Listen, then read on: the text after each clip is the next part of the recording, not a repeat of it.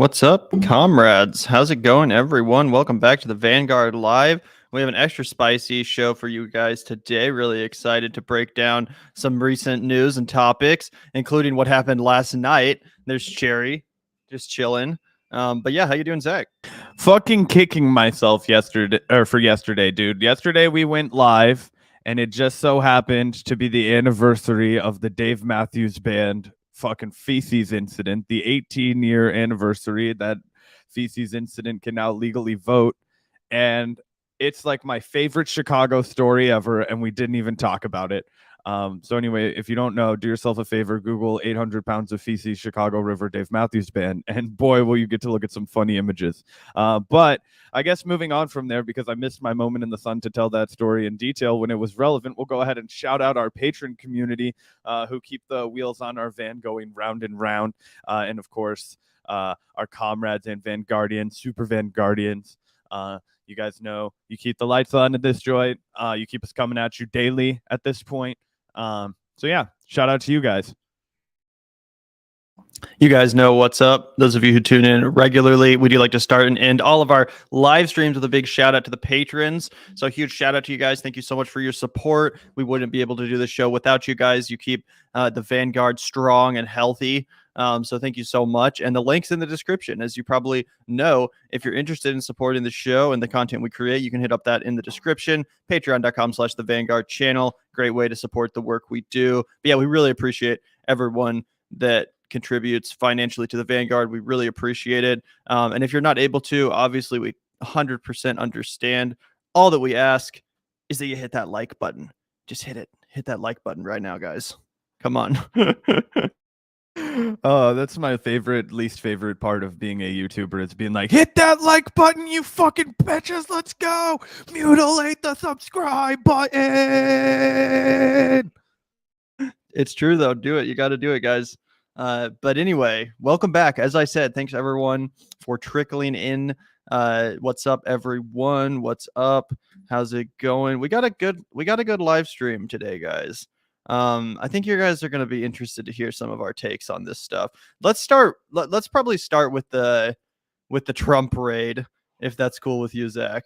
Oh, you mean you want to talk about the actual news or the op against our former president by the neoliberal establishment, I should say. Yeah, exactly. Victim of political persecution, former President Donald Trump. Let's look here. So as you guys probably know, the news hit last night. The former president in Florida of former President Donald Trump. Now, he just released a statement saying that FBI. Yeah, sorry, that person started talking on the news clip, so I just let them talk. But anyway, former President Donald Trump, Florida home searched by the FBI. The FBI searched former President Donald Trump's residence at his Mar-a-Lago club in Palm Beach, Florida on Monday. According to the New York Times, the search appears to be focused on material, including many pages of classified documents that Trump allegedly brought with him when he left the White House. All presidential records are owned by the public and should be automatically transferred into the custody of the National Archives as soon as a president leaves office, per the Presidential Records Act of 1978. So, in addition to the myriad of crimes that we already know that Donald Trump has committed, apparently this is the one which they're saying is why they raided him in the first place. The fact that he basically took a bunch of classified documents with him on the way out when he left the White House. I'm going to guess that these documents are pretty incriminating. And now he appears to either be just holding on to them or even more interestingly, potentially trying to destroy them as evidence, which is why the FBI seemingly had to intervene to raid his place and collect this evidence. At least that seems to be what's going on so far. But what was your initial reaction to this, Zach? Because again, this all went down last night. I don't think anyone was expecting this on either side of the political aisle. I definitely was not expecting this. We've been talking a little bit about the January 6th hearings, and both of us have basically predicted that Trump's going to, squeak out of this totally clean, that just like every other investigation before it, he's going to beat the investigators and, slither his way out, so to speak. But this appears to be getting pretty serious. I have a hard time believing that the FBI would literally raid Mar-a-Lago. if there wasn't some pretty sketchy shit going on. Yeah, it's definitely interesting, right? So if you want to know what my initial reaction was like, fuck. Oh, sorry. Yeah, a little loud. I'm sorry. If you want to know my initial reaction, it was fuck, because I have this like $20 standing bet that Trump won't get indicted before September 1st. I was like, God damn it, I had 3 weeks until that paid out. Because look, I think that Donald Trump is a criminal, but I think all of our presidents are criminals, and I have no reason to believe that the United States is going to bring the hammer down, or or had none until we get this news right here that the United States was going to really bring the hammer down. I thought that January 6th committee was all pomp and circumstance. It was all flattery. It was all like, oh, we're going to bring back the area of respectability and like shame these people that we disagree with, even though we fucking destabilize democracies all over the fucking globe and don't give a shit about that and have no real ground to stand on. So all of that was kind of in the forefront of my mind, but as essentially, this I think does make me a little more skeptical that they won't bring any kind of indictment against him. But to be honest, if I'm laying my fucking flag in the ground early, I'm going to go ahead and say that I think that he's still going to get out with this. I don't think that Donald Trump will ever in his life spend a day in jail. So what this might definitely end up with him getting like court cases or problems. But the reality is, I think that Donald Trump has successfully made himself too powerful. I think he will run again for presidency to avoid any kind of serious problem, buy himself more time, do everything he can to make this look like a political maneuvering. And I just think that they might like stain him with stuff. They might try and make him show up to court. But to be honest, I don't even imagine a scenario where we actually have to see Donald Trump put behind the stand and actually have to stand trial for these crimes. I just don't. I think that the United States establishment, for as much as they deride Trump, they don't really like the look of having their fucking president or former president up there and current political, player, right? Regardless of what role that is, whether that's like kingmaker for somebody or, actually running for president again. I just don't see them going through with that and making that whole case. Maybe I'm wrong. But to me, if we divorce the ethics of the situation, I don't think I see that actually happening. You know what I mean? Do you think that they'll actually like put him in handcuffs and bring him to like a fucking trial? I would have totally agreed with you, Zach, but if they weren't planning on something, then why do you think they would have sent the feds to raid Mar-a-Lago? Like, usually if feds are showing up at your crib, especially if you're the former president, we already know there's a much higher standard for presidents and former presidents. If they're sending feds to Mar-a-Lago, seems like something's pretty sketchy is going on. Seems like something they wouldn't do if they didn't feel like they absolutely had to, because whatever they've uncovered is just that criminal. So again, I would have agreed with you literally up until last night. But if there wasn't something in the works, then I really have a hard time believing they would have set up this raid and gone there in the first place. And also, some people have pointed out that even if he doesn't get criminally charged and actually thrown behind bars, which is still probably like a 50% chance at most of happening, they could still potentially bar him from running for office again because of his violation of the 1978 Records Collection Act or whatever it was called. So that also might be the end goal here, is just to basically make it so that he is no longer eligible to serve in a federal office. Yeah, that there's definitely, like, you can't deny that that's a potential outcome. I'm more skeptical about it probably than you are at this moment still, just because why wouldn't they have? I think that definitely the most likely outcome is that they go somewhere like that route where they ban him from running for office again. But I'm still a little bit skeptical about that, just because they could have done that already, right? When they were going through the impeachment process, but they didn't. They didn't prohibit. He was still the president, though, at that point. I guess that's true. And to give you another example, though, of the FBI doing nothing, I mean, we were just talking about Richard Burr the other day. They raided that guy's house. They got his cell phone, and they didn't charge that guy with a damn single fucking thing. So I'm just saying it wouldn't be like unfounded for them to just do this as a, they're doing this, but then it doesn't go anywhere from here. I'm not 100% convinced that this is going to materialize in anything. There's been time and time again where it's the smoking gun for Donald Trump, where finally it's the time where he's going to have to like stand trial for his wrongdoings. And I don't know, man. He's a slippery bastard. I just don't think they're going to get him.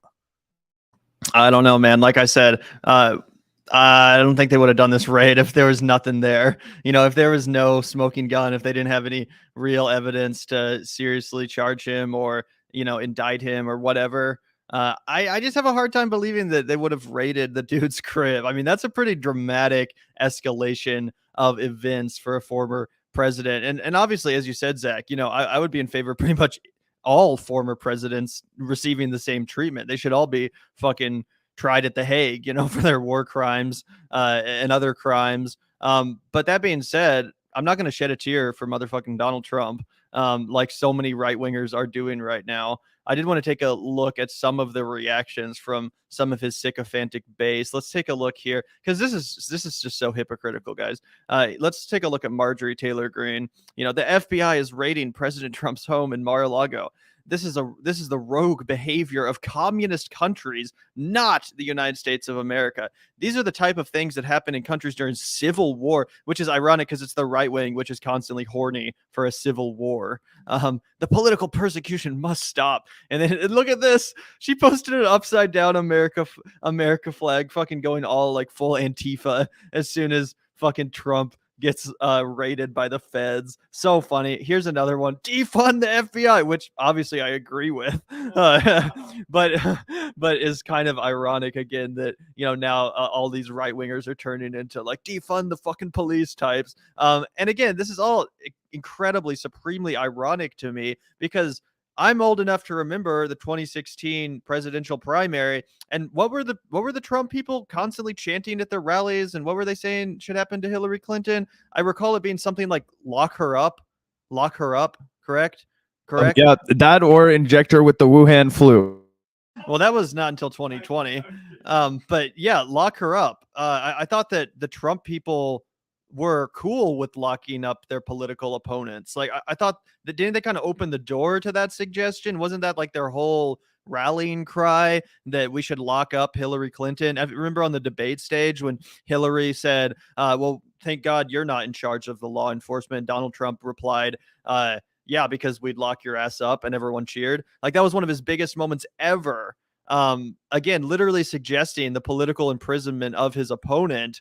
Here we have his very sycophants acting like, oh, now we live in a third world country. Now, all this crap. Here's another one from Candace Owens that I really quickly wanted to pull up. When again, Trump is the dude that literally normalized the idea of locking up your political opponents. Again, he said that was literally like a rallying cry at his rallies in 2016. Lock her up.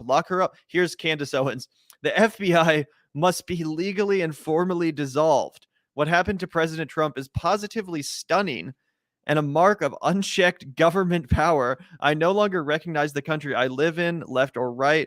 We must all come together to fight this evil. Again, motherfucker, Donald Trump was the one that normalized threats of imprisoning your political opponents. And obviously, I think Hillary is also a criminal. I think she was rightfully under investigation from the FBI for what happened with her emails. So I'm not, pro-Democrat or pro-Republican. What I am is pro holding politicians accountable to the same goddamn standards that all of us are held accountable to. And if one of them breaks the law in an obvious and flagrant way, as Donald Trump has clearly and repeatedly done, then yeah, lock his ass up. Yeah, 100%. I just think that it is 100% true that if you lock up Donald Trump and you don't go ahead and prosecute the other crimes of the other presidents, that you will create a massively pissed off subsect of the population. Now you can tell those people to just fuck off, but you have to admit that is the power balance of the United States working, and equitably. And of course, we already know it works inequitably, but that is a reality of the situation. So, I just think that. I think that it is going to set an interesting precedent moving forward, right? Because then the right wing is going to definitely try and, prosecute Joe Biden. And I think that in a way, do you think that that'll open the door for some positive changes though? That's the only good that I could see coming from this, right? Is that if this does set the ball in motion where it's like, we are going to prosecute our presidents for their crimes, that's great. But then, when Ron DeSantis gets into power, I hope there'll be 10 million fucking lawsuits about Joe Biden or whoever else. And not that I give a shit about that. I just think that, that is an interesting part of the, evolution that's going to come. You think that they will let Donald Trump be like the only president that ever gets like fucking the FBI raiding his house and shit? Do you think that they will? Absolutely, 100%. And the reason why is because the crimes he committed have been totally unique to crimes committed by, say, Obama or George Bush or Biden. Not that I'm saying Trump is, like actually worse than those people criminally. I think, of course, George Bush's war crimes that occurred after 9/11 and the wars in Iraq and Afghanistan far surpass anything that Donald Trump did. But clearly war crimes are not the kind of crimes that the FBI cares about or that they're going to prosecute. It's more the crimes of the election, of trying to stay in power after the democratic results of an election, denying to step down and trying to basically manufacture a coup. I think those are the crimes they're going after him on. And yeah, I think if other presidents had committed those crimes, and they absolutely would be under investigation themselves. And also, you said, oh well, Ron DeSantis is now just going to send the FBI. No, I'm not saying that it is, but I'm saying that technically, and you can dispute this if you want, but technically the FBI is supposed to be an independent body. They're not under the direction of the president. That's why Hillary Clinton was under FBI investigation while Barack Obama was president. It's not like Obama ordered the feds to investigate Hillary. They just decided on their own that it needed to be investigated. Same thing here. I don't think Biden was like, go to fucking Trump's house and raid his ass, take everything he has, find it. The FBI decided on their own volition, seemingly, we don't know a lot of details, but seemingly they decided on their own volition to go raid Trump because they know about crimes and they want to take him down, or whatever's happening behind the scenes. We don't really know. But that's why I'm not as convinced that this will set a precedent that then, the next Republican president can easily just abuse. Well, my pushback to that would be, wasn't the exact problem that all of the people, including myself and you, had with Hillary Clinton and her email server was the way that she was handling, her, private government information and public information, and handling classified information and doing so irresponsibly. And what they've specifically looked in Donald Trump's house for is the way that he's held onto and possessed classified material. So I just think that as far as the information that we know, there are other politicians who have gotten in trouble for getting busted with a classified material. And I would say that, yes, maybe not President Biden or Obama or Bush, but that was a big part of what Richard Nixon got in trouble for. And Richard Nixon never spent a day in jail either.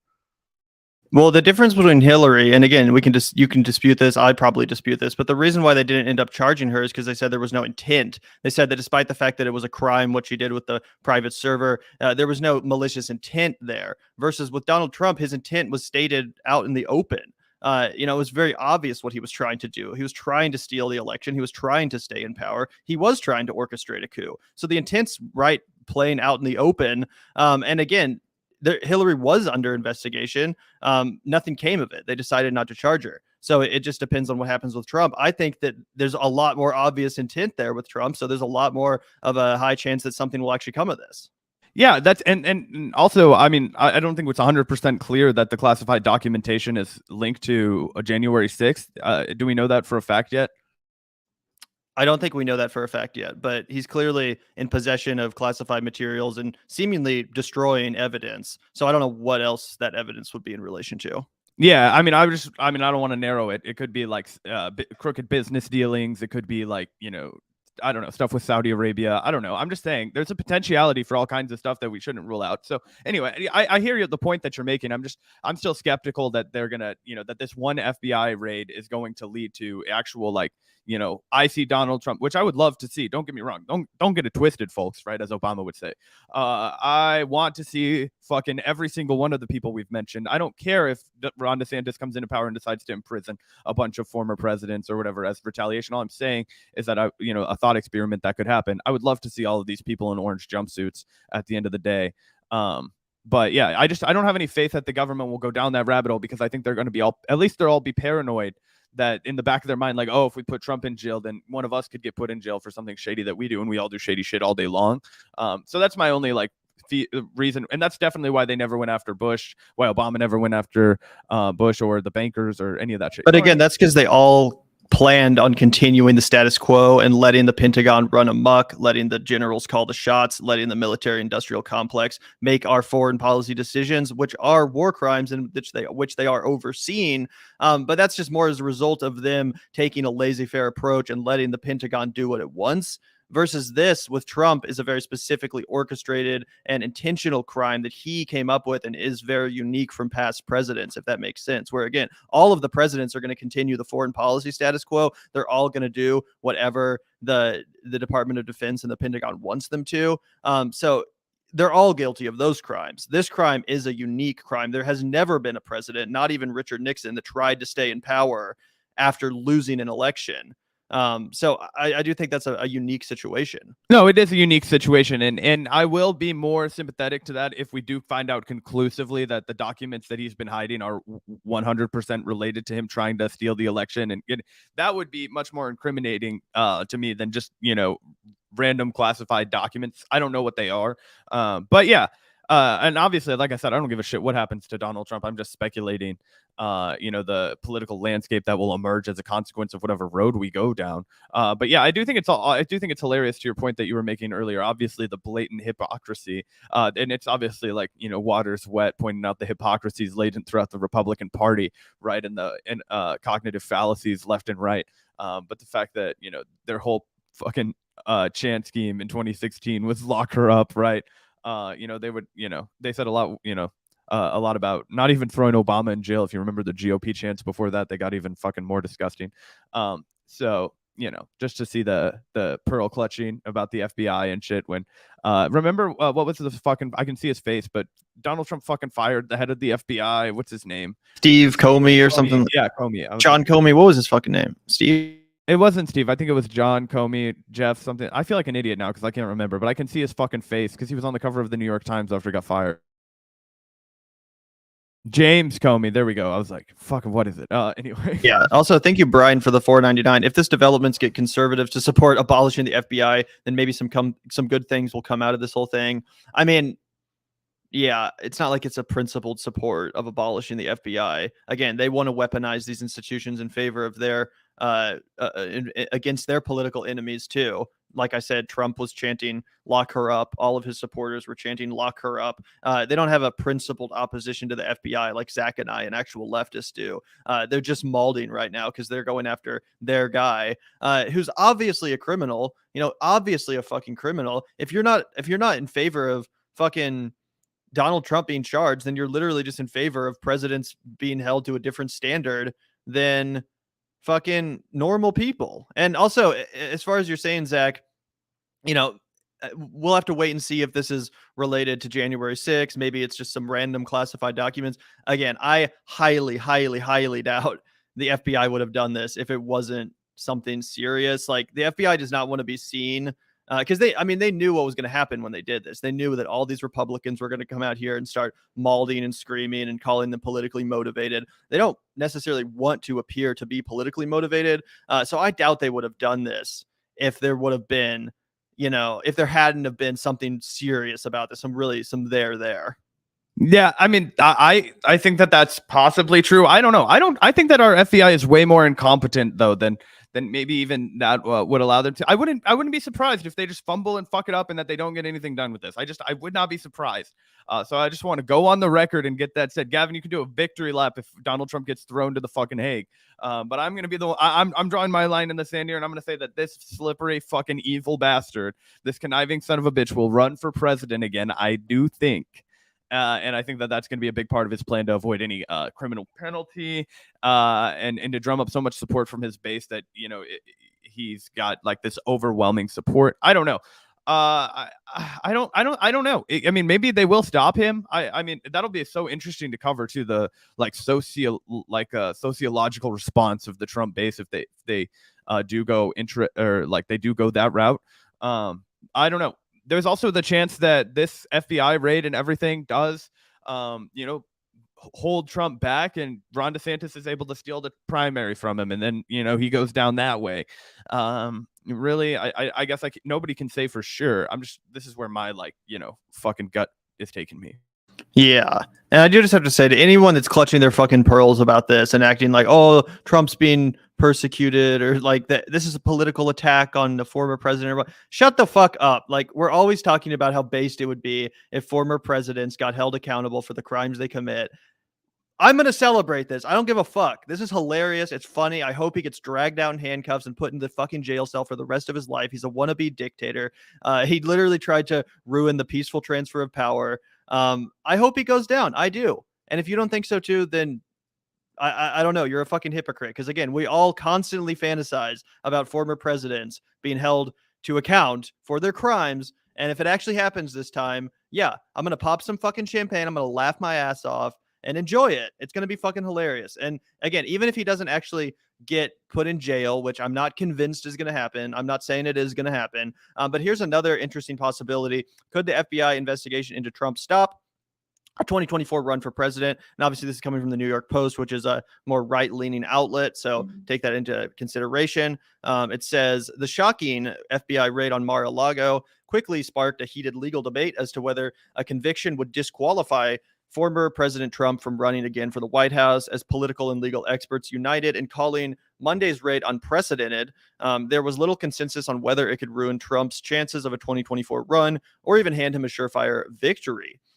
Soon after Trump confirmed the raid, saying his Florida estate was under siege and occupied by the feds, many legal experts pointed to a law that said Trump could be hit with if he was convicted of taking classified presidential records, widely thought to be the potential federal violation the raid was investigating. Mark Elias, a lawyer for Hillary Clinton's 2016 presidential campaign, highlighted it as a really big reason why the raid is a potential blockbuster in American politics. And if you think back to the impeachment time, a lot of people, including us, were saying like impeachment's kind of stupid. Why not just go after him with this law that would prevent him from running for president again? That way, he's basically barred from holding office.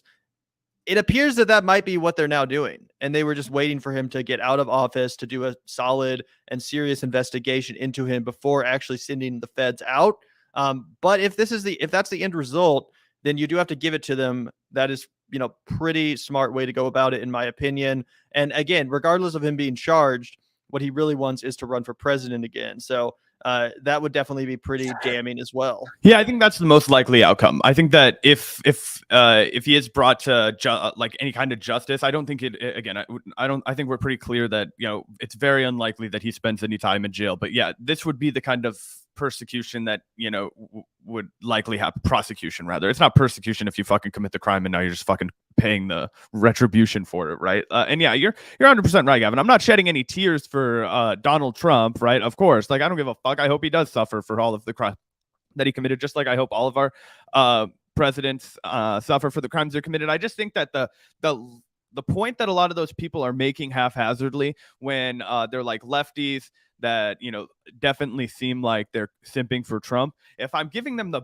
best faith fucking analysis of, and not typically the commentators, but just the people that have like twisted their minds into like doing this kind of rhetorical thing, I think it's because it's the exact reason of what you said. They're not prosecuting Trump because of his war crimes and shit. It's because of the fact that he violated the pomp and circumstance.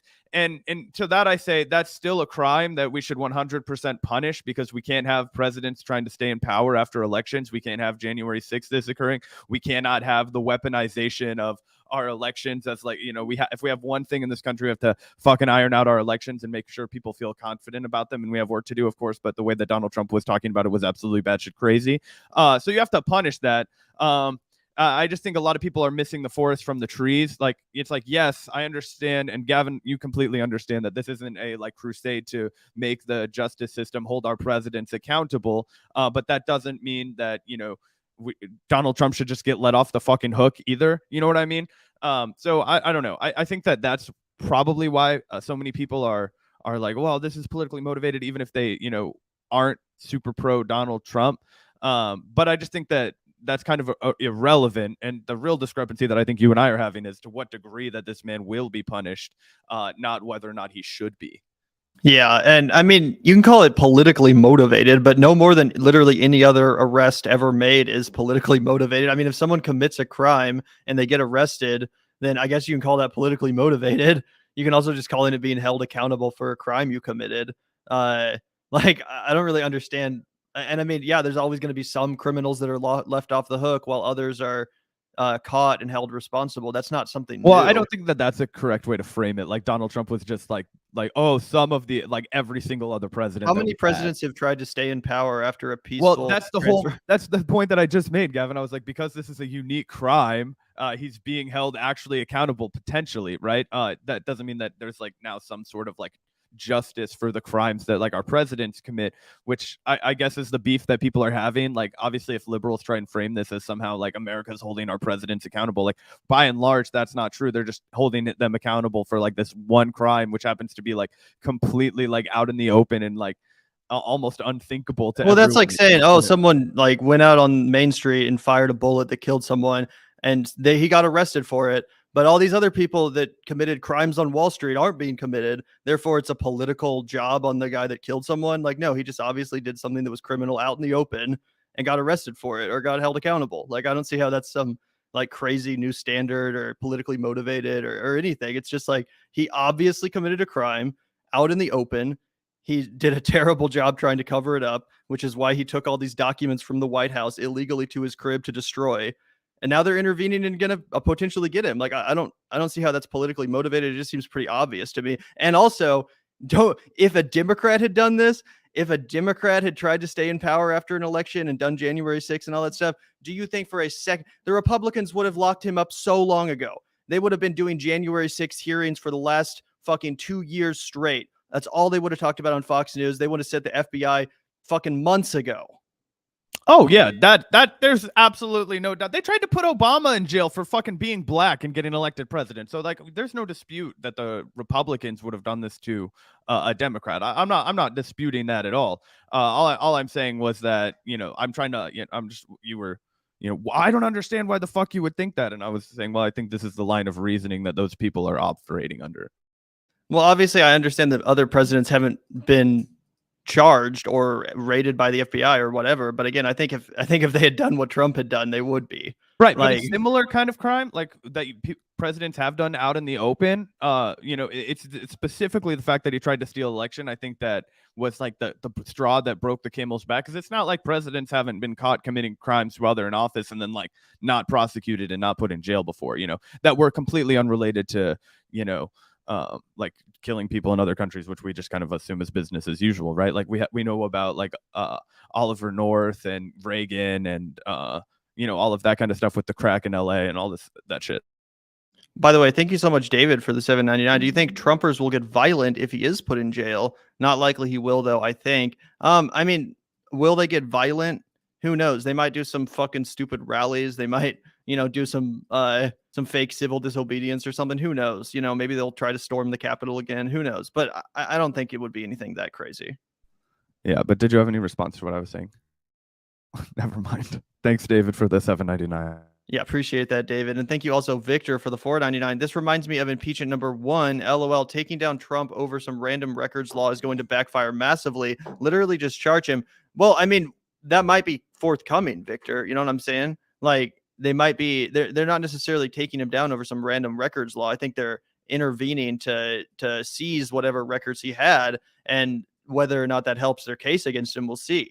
You know, I don't know what the cases they're going to be making against him. I don't know what they're going to come out here and try to charge him for. But obviously, you know, for the last several months of his presidency, he was committing crimes out in open flagrantly, you know, associating with people who were literally talking about declaring martial law in order to prevent there from being a peaceful transfer of power, like to act shocked and chagrined that now he's facing some sort of consequences for that. I just think is kind of silly.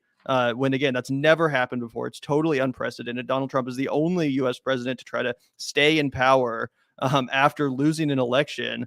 I just don't see how this is like why people are saying it's politically motivated when it's just so obvious to me.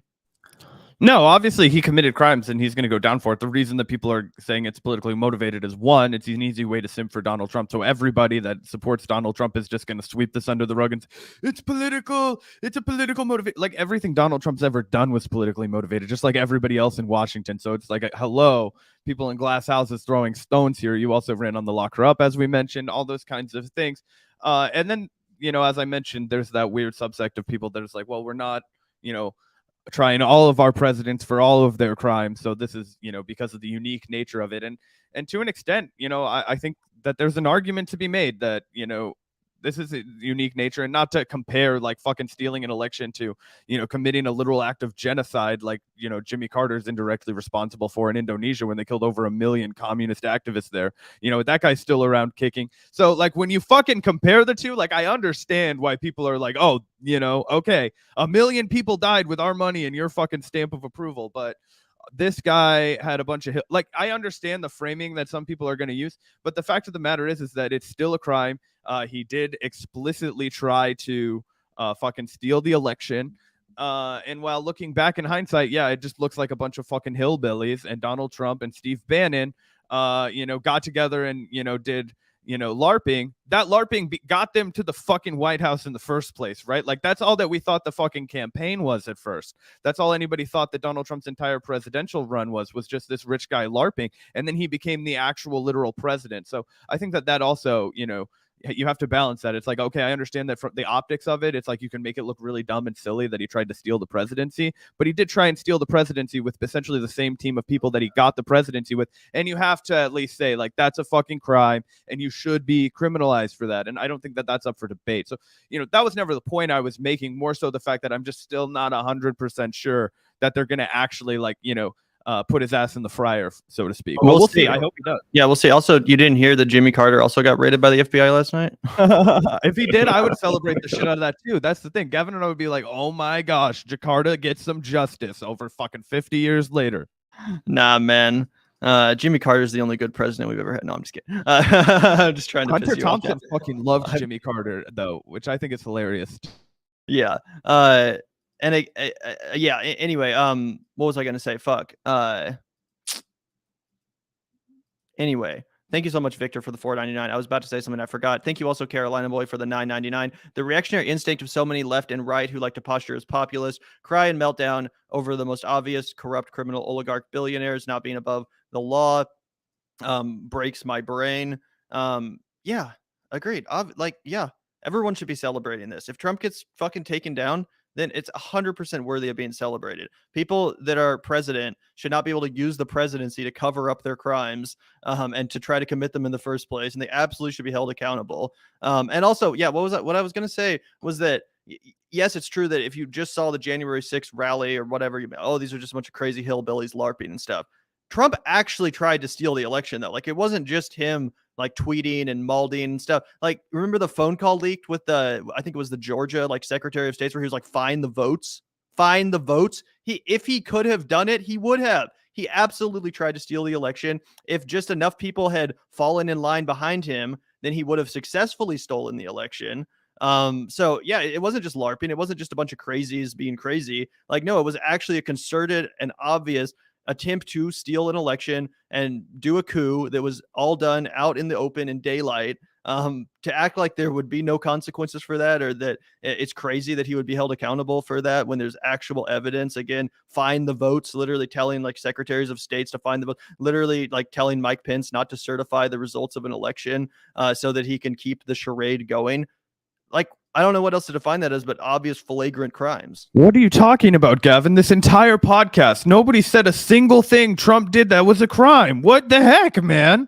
No, I just keep getting a comment that's like, nobody said that he's done any crime. Like stealing an election and trying to falsify the results of election ballots in Arizona and Georgia, and trying to find votes that aren't there, and trying to put your thumb on the scale in Senate races in an illegal fashion. And using intimidation tactics in the upper levels of the Oval Office in order to mandate that your inferiors go along with your crimes is also a crime. There's a laundry list, a litany of crimes, and that's before we go into the really serious ones, I mean, not the really serious ones, but like the actual war crimes, which of course he's not going to be held accountable for. I would love to see him brought to fucking justice over his emoluments violations, the hotels that he built in fucking Saudi Arabia, the amount of money that the Saudis spent at his hotel in DC, and how he would constantly redirect, like political people that were coming to America to stay in his hotel. Like the fact that you could say this guy hasn't committed any crimes, like even if we're just narrowly talking about the fucking January 6th is absurd. Even if we just narrowly talk about his finances, it's absurd. Even if we completely leave out the crimes that every other president commits, which, involve the military and that shit. Absolutely. And let's listen to Dan Bongino, who's like the fucking cringiest right-wing talk show host of all time, in my opinion, reacting to the FBI raid on Mar-a-Lago. This is pretty fucking hilarious. I just love the tears, love the malding. So let's take a listen. Dan, your quick emotional reaction. I think everyone's a little emotional here. Everyone's a little emotional here about the raid. All of these fucking sicko fans are all freaking out. My PSA, Dan Bongino's an ex-cop, so... Oh, yeah, he brings that up at one point. He's like, as a former FBI person myself, this is disgraceful. Anyway. Reaction. I think everyone's a little emotional here about this raid. Yeah, I mean, you think this is some third world bullshit right here. Let me say it. You know what happens in third world countries? Fucking strongmen presidents try to stay in power after they lose an election. You know what happens in third world countries like the Philippines, for example, or what Bolsonaro's potentially trying to do? The motherfuckers try to stay in office after they lose an election. I wonder what Trump tried to do. I wonder if there's any similarities there. I wonder if you could make any comparisons there. No, they're going to use the third world comparison to talk about him potentially being brought to justice for those crimes, which again would have been a lot more, at home in a third world country. That is the behavior of third world dictators, not, presidents of America. Again, third world bullshit. I mean, every word of that. I don't care that it's cable news. I was a federal agent. I raised my right hand, and I swore to protect and defend the Constitution of the United States. And I love this country. This is a freaking disgrace. A disgrace. We don't live in Cuba. We don't live under Kim Jong-un. We live in a constitutional... Oh, Kim Jong-un, you mean that guy that stays in power and never lets there be a fair election to determine the leader of his country? Oh, like that third world country? It's just so fucking hypocritical. I can't stand this shit. And he's like, I was an FBI agent and this shit never happened while I was working at the FBI. Yeah, no presidents while you worked at the FBI tried to stay in power after losing an election. Maybe that's why it didn't happen when you worked there, you dumb piece of shit. Yeah, also, I just wanted to jump in really quickly because you said that and somebody brought up George Bush. And to that, I would point out that George Bush didn't use that election to stay in power. He used that election to get in power. So technically, Gavin's still right. Although, yeah, I think that George Bush should be fucking brought to justice for stealing the 2000 election also 100%. And I would also cheerlead and celebrate and cry from joy that day. Yeah, and again, obviously George Bush did steal the election, but it was the Supreme Court that actually ruled on that he would win the election. It's not like he just tried to strong man his way into the office. I mean, I guess you could say he did in a legal sense, but still technically there was a procedure that he went through, and because of the fact that the Supreme Court was tilted in his favor, he won. And his brother was governor. But if the Trump election fraud case had ever reached the Supreme Court, it would have failed, even with 4 or 5-4 tilt in favor of conservatives. Even with Trump appointed judges on the Supreme Courts, they never would have tossed that case to him. They always would have concluded that no, clearly Joe Biden won this election. Anyway. Oops. My entire time, either on Fox or on my podcast, exposing the left for claiming Russia interfered in an election as Hillary Clinton paid off a bunch of foreign agents, her team, literally to fabricate a story that occupied the nation for 4 years. What's she doing right now? Getting a manicure in freaking Chappaqua. She's not doing squat. Nothing. Hunter Biden is having sex on tape while doing crack. Again, what does this have to do with anything? Literally, what does this have to do with fucking anything? You're just bringing up all these scandals like, oh, Hunter Biden. Oh, did we forget about Hunter Biden? Like, that doesn't have to do with fucking Dickie McGee's ex, bro. We're talking about a president who literally tried to subvert the peaceful transfer of power and stay in office, do a coup. Like, what the fuck are you talking about? You can just bring up a bunch of right-wing talking points as if that refutes what's going on here. And we don't even actually know what's going on here. The FBI, the federal government, hasn't even commented on this situation. We don't know what's going on. They're just literally making all of these assumptions. Yeah, 100%. It's actually hilarious. He's like, I've been out here having sex. Jesus Christ, man, I feel bad for your wife. What the fuck do you do? This man, he's out here. He's the son of the president, and he's having sex. He's having sex, guys. What the fuck is the matter with you? This is 2022. The guy's like 50 years old. What the fuck do you think he's doing on his free time? Also, as if Trump's kids weren't fucking criminals. Like, what do you think Trump Jr. and Jared Kushner and Ivanka Trump, what the fuck do you think they were doing? Like, what the fuck do you think all these people were just like totally clean and like law-abiding citizens? Like, it's just such obvious and flagrant fucking hypocrisy, which again is why if one of the Democrats got charged, I wouldn't shed a fucking tear. You think if they arrested Hillary Clinton, I would be out here malding and fucking pulling out my hair? No, I would also be fucking celebrating. Don't get me wrong. 100%, 100%. Do you want to get the super chats or finish out the Dan Bongino? Yeah, can you guys give a quick synopsis of how W stole the election? I wasn't in the country around that time. Yeah, 80 the bug catcher. Thank you for that $10 contribution. And essentially what happened is it was a very, very slim race, right? It was a very slim margin, and it came down to the state of Florida. And, you know, there's this whole hanging Chad phenomenon where it was essentially they fucking... They basically fall. I don't know. I guess you can't say allegedly, right? But you know, this is essentially what happened. They fucked up the vote count. It got certified by the governor, Jeb Bush, who was George Bush's fucking governor, right? And excuse me, brother. I don't know what I said. Either way, yeah, it's George Bush's brother, Jeb. You remember him from when he had his please clap moment, probably. But either way, at the time, he was the governor of Florida, and he was able to certify it. And then, as Gavin mentioned earlier, it goes up to the Supreme Court, and you know, bop.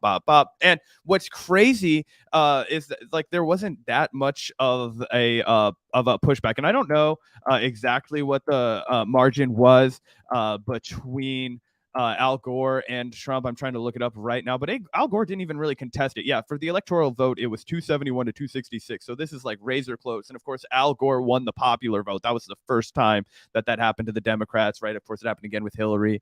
But it all came down to the state of Florida, which is worth 25 electoral college votes if you followed politics. And it was a margin of 0.52% of all votes cast, I think, or something like, I don't remember. It was very close, and they recounted it, and a lot of people, myself included, firmly believe that Al Gore won that presidential election. But because he didn't fight it, because he was willing to play by the rules of the game and just get, you know, fucked over, basically. And also, it has to be said, and Michael Moore makes this point in his movie, that it was largely black votes that were misrepresented, and it was only black Congress, I believe 2 black Congresswomen, actually, Barbara Lee and a woman, I can't remember her name, that, you know, came up and said, hey, we do not vote to certify, you know, this presidency. You know, our constituents' votes weren't counted. The black votes weren't counted. Of course, Barbara Lee's in California, but you know what I mean. Yeah, definitely check out the first like 20 to 30 minutes of Fahrenheit 9/11 by Michael Moore. If you haven't seen it, does a really good job breaking that whole situation down. But you can read about it in like papers too. It's not just the subject of, you know, documentaries and stuff like that. It's actually a, you know, serious thing that happened. So definitely look into that. But thank you so much for the $10, Addie. Really appreciate that so much. Thank you also, Christina, for the $4.99. You guys are totally on point. All former presidents should be in The Hague. Yeah, totally agree, Christina. And as I said, if fucking Hillary Clinton or Barack Obama, if they're next, if they get raided next, you're not going to see me shedding a tear. You're not going to see me defending those motherfuckers either. Yep, 100%, 100%.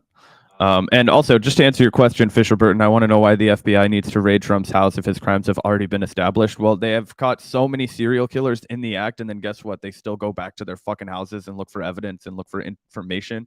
That's basically 101 for crime research. So it's not just like, oh, we don't know what this person did. Why would we have to start from scratch? Like, that's just not how crime investigation works. Obviously, you have an idea of a crime. In order to get a warrant, you have to make a reasonable point to a judge to say, hey, this is why we suspect this crime has been broken or violated by this individual. Here is the information that we already have. We were trying to go validate that. So you're already a suspect before they even go there. That's just a completely bad argument. But anyway, thank you for chatting. Yeah, if he has classified documents that are evidence of his crimes at his house, then the reason they went is to get those classified. Why are you simping for a fucking president who's under investigation for actual crimes that he obviously committed, bro?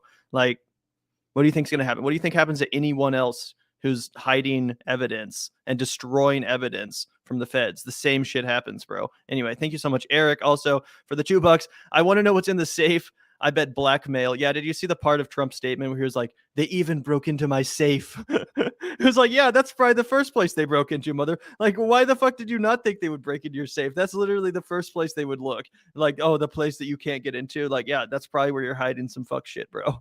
Dude, that's the one thing that that's what really excites me. It's like, what did they find by accident and what did they let us know about, right? Like stuff that the cops do not release. Like they have so much dirt on people, like that never get out if you're really famous and powerful, right? Like, and we know that Donald Trump was a fucking pervert and a disgusting piece of shit. So I'm like, what do you fucking have, man? You're a real damn criminal. So I would love to know that because I want to see this man rot. We know that he's committed so many fucking crimes. You know what I mean? There's got to be some Epstein shit. I don't fucking know. Allegedly, right? That's speculation. Here, guys, I got a good tweet for you, Zach. Here's some Occupy Democrats. Retweet if you can't wait to hear what's in Trump's safe. Occupy Democrats is so fucking cringy. I honestly retweet, bro. I can't wait to find out what's in the fucking. Anyway, Jesus Christ. Did you pull the People's Party tweet about this? Yeah, I'll find it really quick. You talk. Yeah, the People's Party was fucking malding about this too. It's so funny. Some people are saying like, oh, like I saw what was your name, Fisher or whatever, saying like, oh, you guys are so triggered by Trump. We're not fucking triggered. We're laughing our asses off. This is like the opposite of being triggered, bro. We're literally laughing our fucking asses off because it's so funny. How are we triggered at all? Anyway, did you find the People's Party thing, Zach? I'm looking really quickly. Yeah, here we go. Zach found it. This is funny. By the way, just clear and blatant, obvious proof that the People's Party is nothing but a right-wing fucking grift. So, if the current powers that be will do this to Trump, what in the hell will they do to an anti-imperialist voices? So, this is interesting because it frames it as if there's been something wrong done to Donald Trump, which I just think is utterly laughable. Utterly laughable. How do you call yourself a populist organization and then see a man that is undoubtedly corrupt that gave us ample reason to prosecute him across the board, right? And you look at that and you say, this is criminal. What? No, what he did was criminal. This is like the one time the FBI is doing something good. Yeah, the FBI is bad, and I would fucking eliminate it if I had the flip of a switch, but why would I fuck them up while they're doing the one thing that we've ever wanted them to, which was, you know what I'm saying? It's like, no, a broken clock is right twice a day. This is one of those 2 times the FBI is right. They need to just go for it. And I swear to God, I would be doing a tap dance if they locked up Hillary Clinton or Barack Obama or any of these other fuckers that deserve to die in jail. Yeah, and again, they're saying, oh, what would they do to anti-imperialists? Like, bro, they already do that shit to anti-imperialist voices. What's worth celebrating here is this is the one time they're not going after an actual anti-imperialist or anti-establishment person. They're actually going after a former president who was a criminal. Like, yeah, counterpoint, bro. Maybe it's a good thing to hold leaders accountable for the crimes they commit. Why are we having to explain this to fucking anyone? It's so dumb. Yeah, they have Julian Assange holed up at his mansion in Mar-a-Lago. Go fuck yourself. Exactly. Thank you also for the 199 Charles. We should have Geraldo reveal what was in the safe. Yeah, I'm going to be interested to see what the findings of this investigation are. I still don't think there's really been much of a comment from the feds about the nature of this, other than the vague details we know. Another thing I wanted to briefly show you guys was some of the footage from outside Mar-a-Lago last night, where his supporters gathered. So here's some footage. Oh, LOL. Do you see that? Do you see that shit? There's a fucking Blue Lives Matter flag on the car as they're protesting the law enforcement enforcing laws against Trump. They're protesting that, and there's a fucking Blue Lives Matter flag on this fucker's car. See, this is how hypocritical these people are. They fucking love to fetishize the police and law enforcement, act like they're great and awesome until the law gets enforced on one of their homies, on someone they like. Then all of a sudden, these fuckers turn into, defund FBI. We are Antifa. American flag upside down. It's so fucking dumb.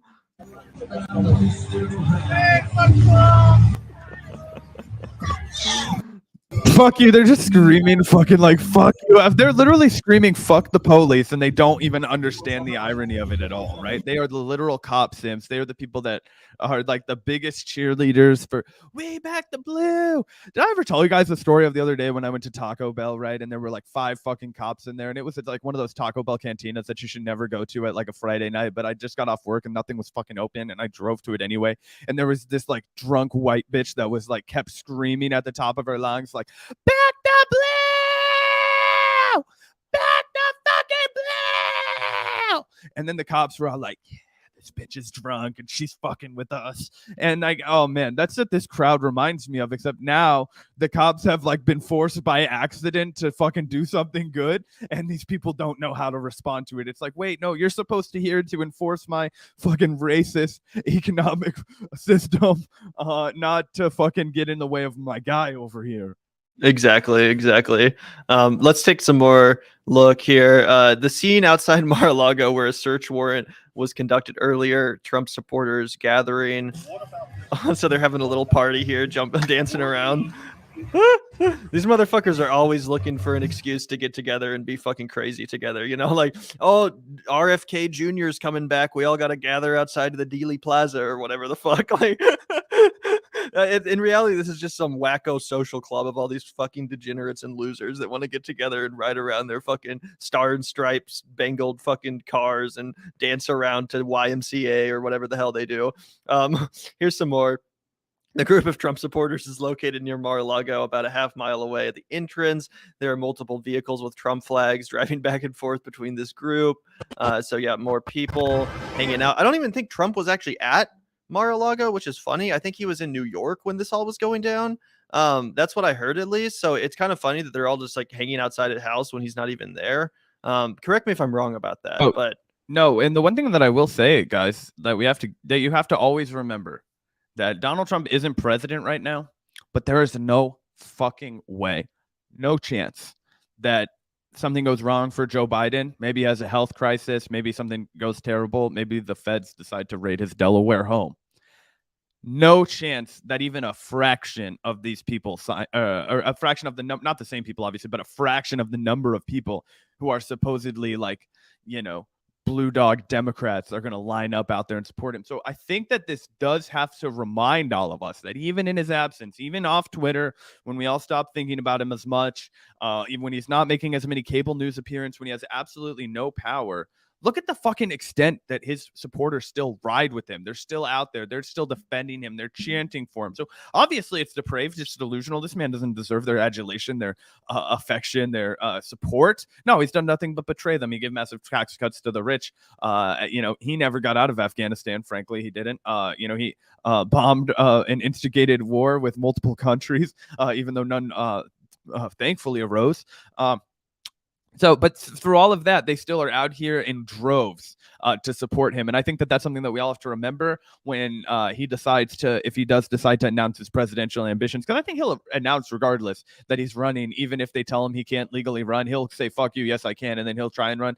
And so all of these people, man, they're going to be so sucked up in the Trump brigade. And that's why the Republican Party is afraid of him, because he still has so much of their fucking base that right there for the guy, right? So I just think that that's something that's really interesting to take away, even though, obviously it's, in some ways funny that these people are doing this. It's also like, wow, this is a demonstration of how much of a grasp he still has through it all on that, maybe 20% of the Republican Party. Yeah, absolutely. And I was talking about, speaking of Trump declaring again, despite this happening, I was tuning into Steve Bannon's show, The War Room, this morning to try to get try to put my finger on the pulse he of loves how the War Room. Oh yeah, I'm a daily viewer, guys. Now I've actually never watched it before, but I was like, I wonder how they're taking this news.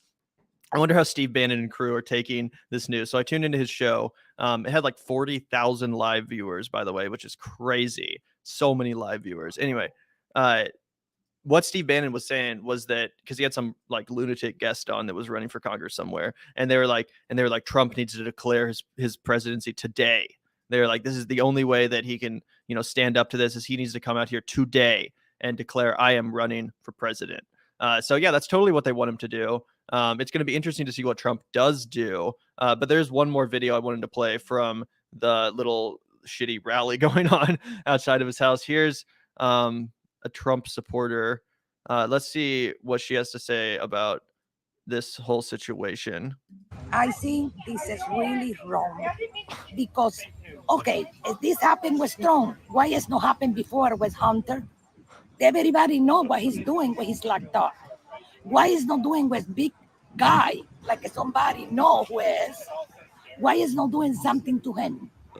Why is not doing to Nancy Pelosi? Why is not doing to her too? Because her husband, it was, the other day he was arrested for DUI and she went to Taiwan and the same day that he's supposed to go into court. And what happened? He's out. He's freedom. That's something wrong. So I like how all of their responses to this, it's never to deny that Trump's a criminal. It's not like, oh, Trump is being wrongly persecuted, he's innocent. It's never that. It's always just, well, what about all these other people that also did crimes? Like, what about them? Like, again, if someone gets arrested for a crime, your response should not be, well, what about all the other criminals that are still out there? Like, if some rapist goes down, I'm not going to sit here and say, oh, well, what about all these other guys? I just watched someone rob a 7-Eleven a month ago and he's still out there. And what about this other guy that he's doing crimes too? Why is he still out there? It's like, dude, yeah, sometimes someone gets arrested and other people aren't arrested. I just find it hilarious that they're not even denying the fact that he's a criminal. They're not even trying to defend him from the actual allegations here. Again, they're just talking about Hunter Biden. Yeah. That is the big takeaway, right? Even like, it is not a legal defense to say other people are committing crimes. Therefore, this crime that I committed is, like, I can't go and steal like a Porsche, right? And then say, whoa, man, chill. Do you not know how much money the hedge fund guys stole from the American people? Like, go fuck with them. Like, I can have this Porsche. That's no problem. And then have me make it a political case and be like, well, I only did Grand Theft Auto, right? Like, all these other motherfuckers over here, they're stealing hundreds of millions of dollars in tax money from the American people and in junk AAA rated mortgages in 2008 and all this kind of stuff. Like, that doesn't matter. I'm still going to go to jail for Grand Theft Auto, even though I think that, yes, we should be prosecuting those people that stole and did all that shit in Wall Street. That's not a legal defense for this other crime that you committed, right? And that was Donald Trump's miscalculation. I swear to God, if Donald Trump had only committed crimes that other presidents had committed, he wouldn't have been in this situation. It's because he broke a crime that they hadn't, that they were like, we got you by the balls, fucker. And that was just a bad chess move from his. And you think I'm going to be crying over Donald Trump's chess mistakes? Go get the fuck out of here. Exactly. And since we have some Trump trolls in the chat, hard to feel like this is a political. Okay, what is not politically motivated then? Is anything the FBI does not technically politically motivated? I mean, again, the dude literally committed obvious flagrant crimes out in the open. Is it really that much of a shock that he's like maybe going to go down for it? Again, if this had happened, if a Democrat had done what Trump did and tried to stay in power, do you not think the Republicans would go after them? Come on, bro. If Obama had tried to stay in power and do a coup after he, was, I guess, Obama's terms ran out. It's not like he lost an election. But say that against Mitt he Romney, didn't want to change the law, or he tried to change the law to allow 3 terms or something. which they constantly fear-mongered he would do. They were saying, Obama's going to try to stay in power, guys. Obama's going to try to run for a 3rd term, all this bullshit. Do you really think that if a Democrat had tried to do what Trump tried to do after losing the election to Joe Biden, do you really think that the Republicans wouldn't do the exact same fucking shit? Like, do you really think that? Come on, guys. Come on. We all know this.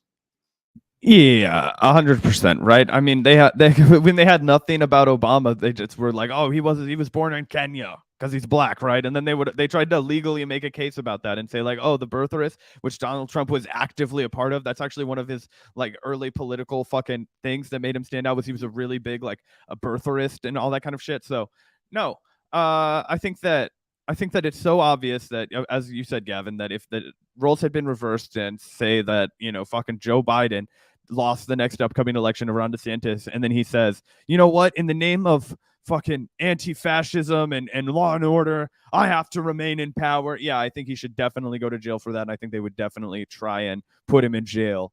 And I don't think that there would, and 100%, that would be an attempted coup. Okay, that would be a literal attempted coup by Joe Biden. And he would have to try and win over the military, which they would not fucking go along with him because he's not popular at all. And that would be a fucking horrible decision. And then Ron DeSantis would give into power, or whoever, right? If Donald Trump won again.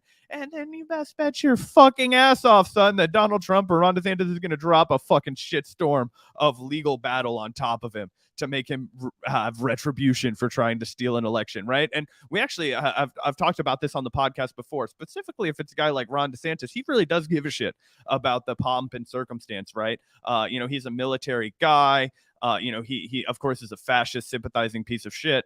But he's less Trumpian, right? It's not like Marjorie Taylor Greene or somebody where they have absolutely no regard for the way that things are run in the institution of Washington. Right. And also, just to address this, people are saying, oh, well, this did happen just with Russiagate.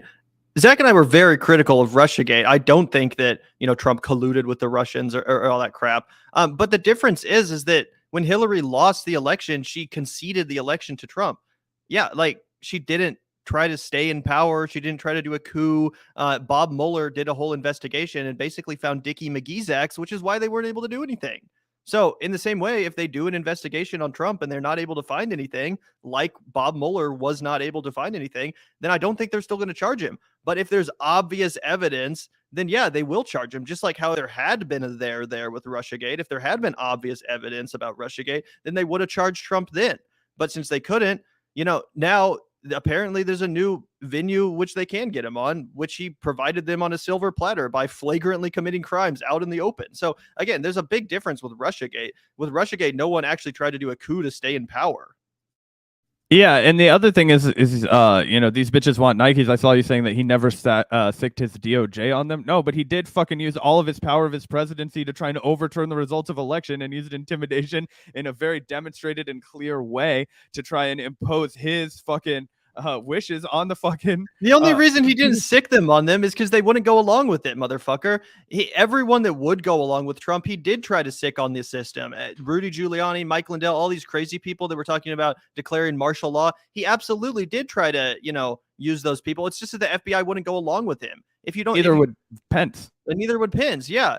Do you really think that if the DOJ had gone along with Trump in that instance, that he wouldn't have fucking use them? Obviously would have. Come on. I think we got one more super chat, or did we? He also fired James Comey when they were trying to investigate him, right? He also fired James Comey.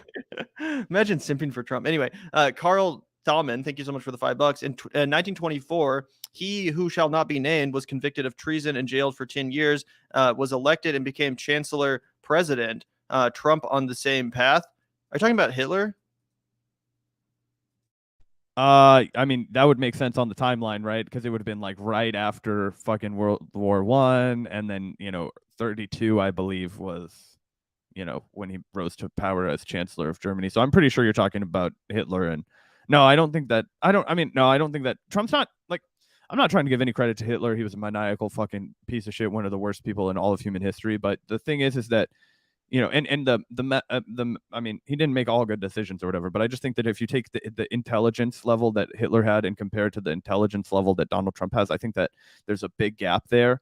And I think that, that allowed Hitler to be as successful and as Machiavellian as he was. And also the just devastating fucking circumstances that Germany was in the post-World War I, the absolute fucking shambles that country was in. Our country's in shambles, but everybody eats and goes to bed full. Not everybody, there's a hunger problem, but you know what I'm saying. In the United States, very few people literally lie on the ground and starve to death. That is almost never happens.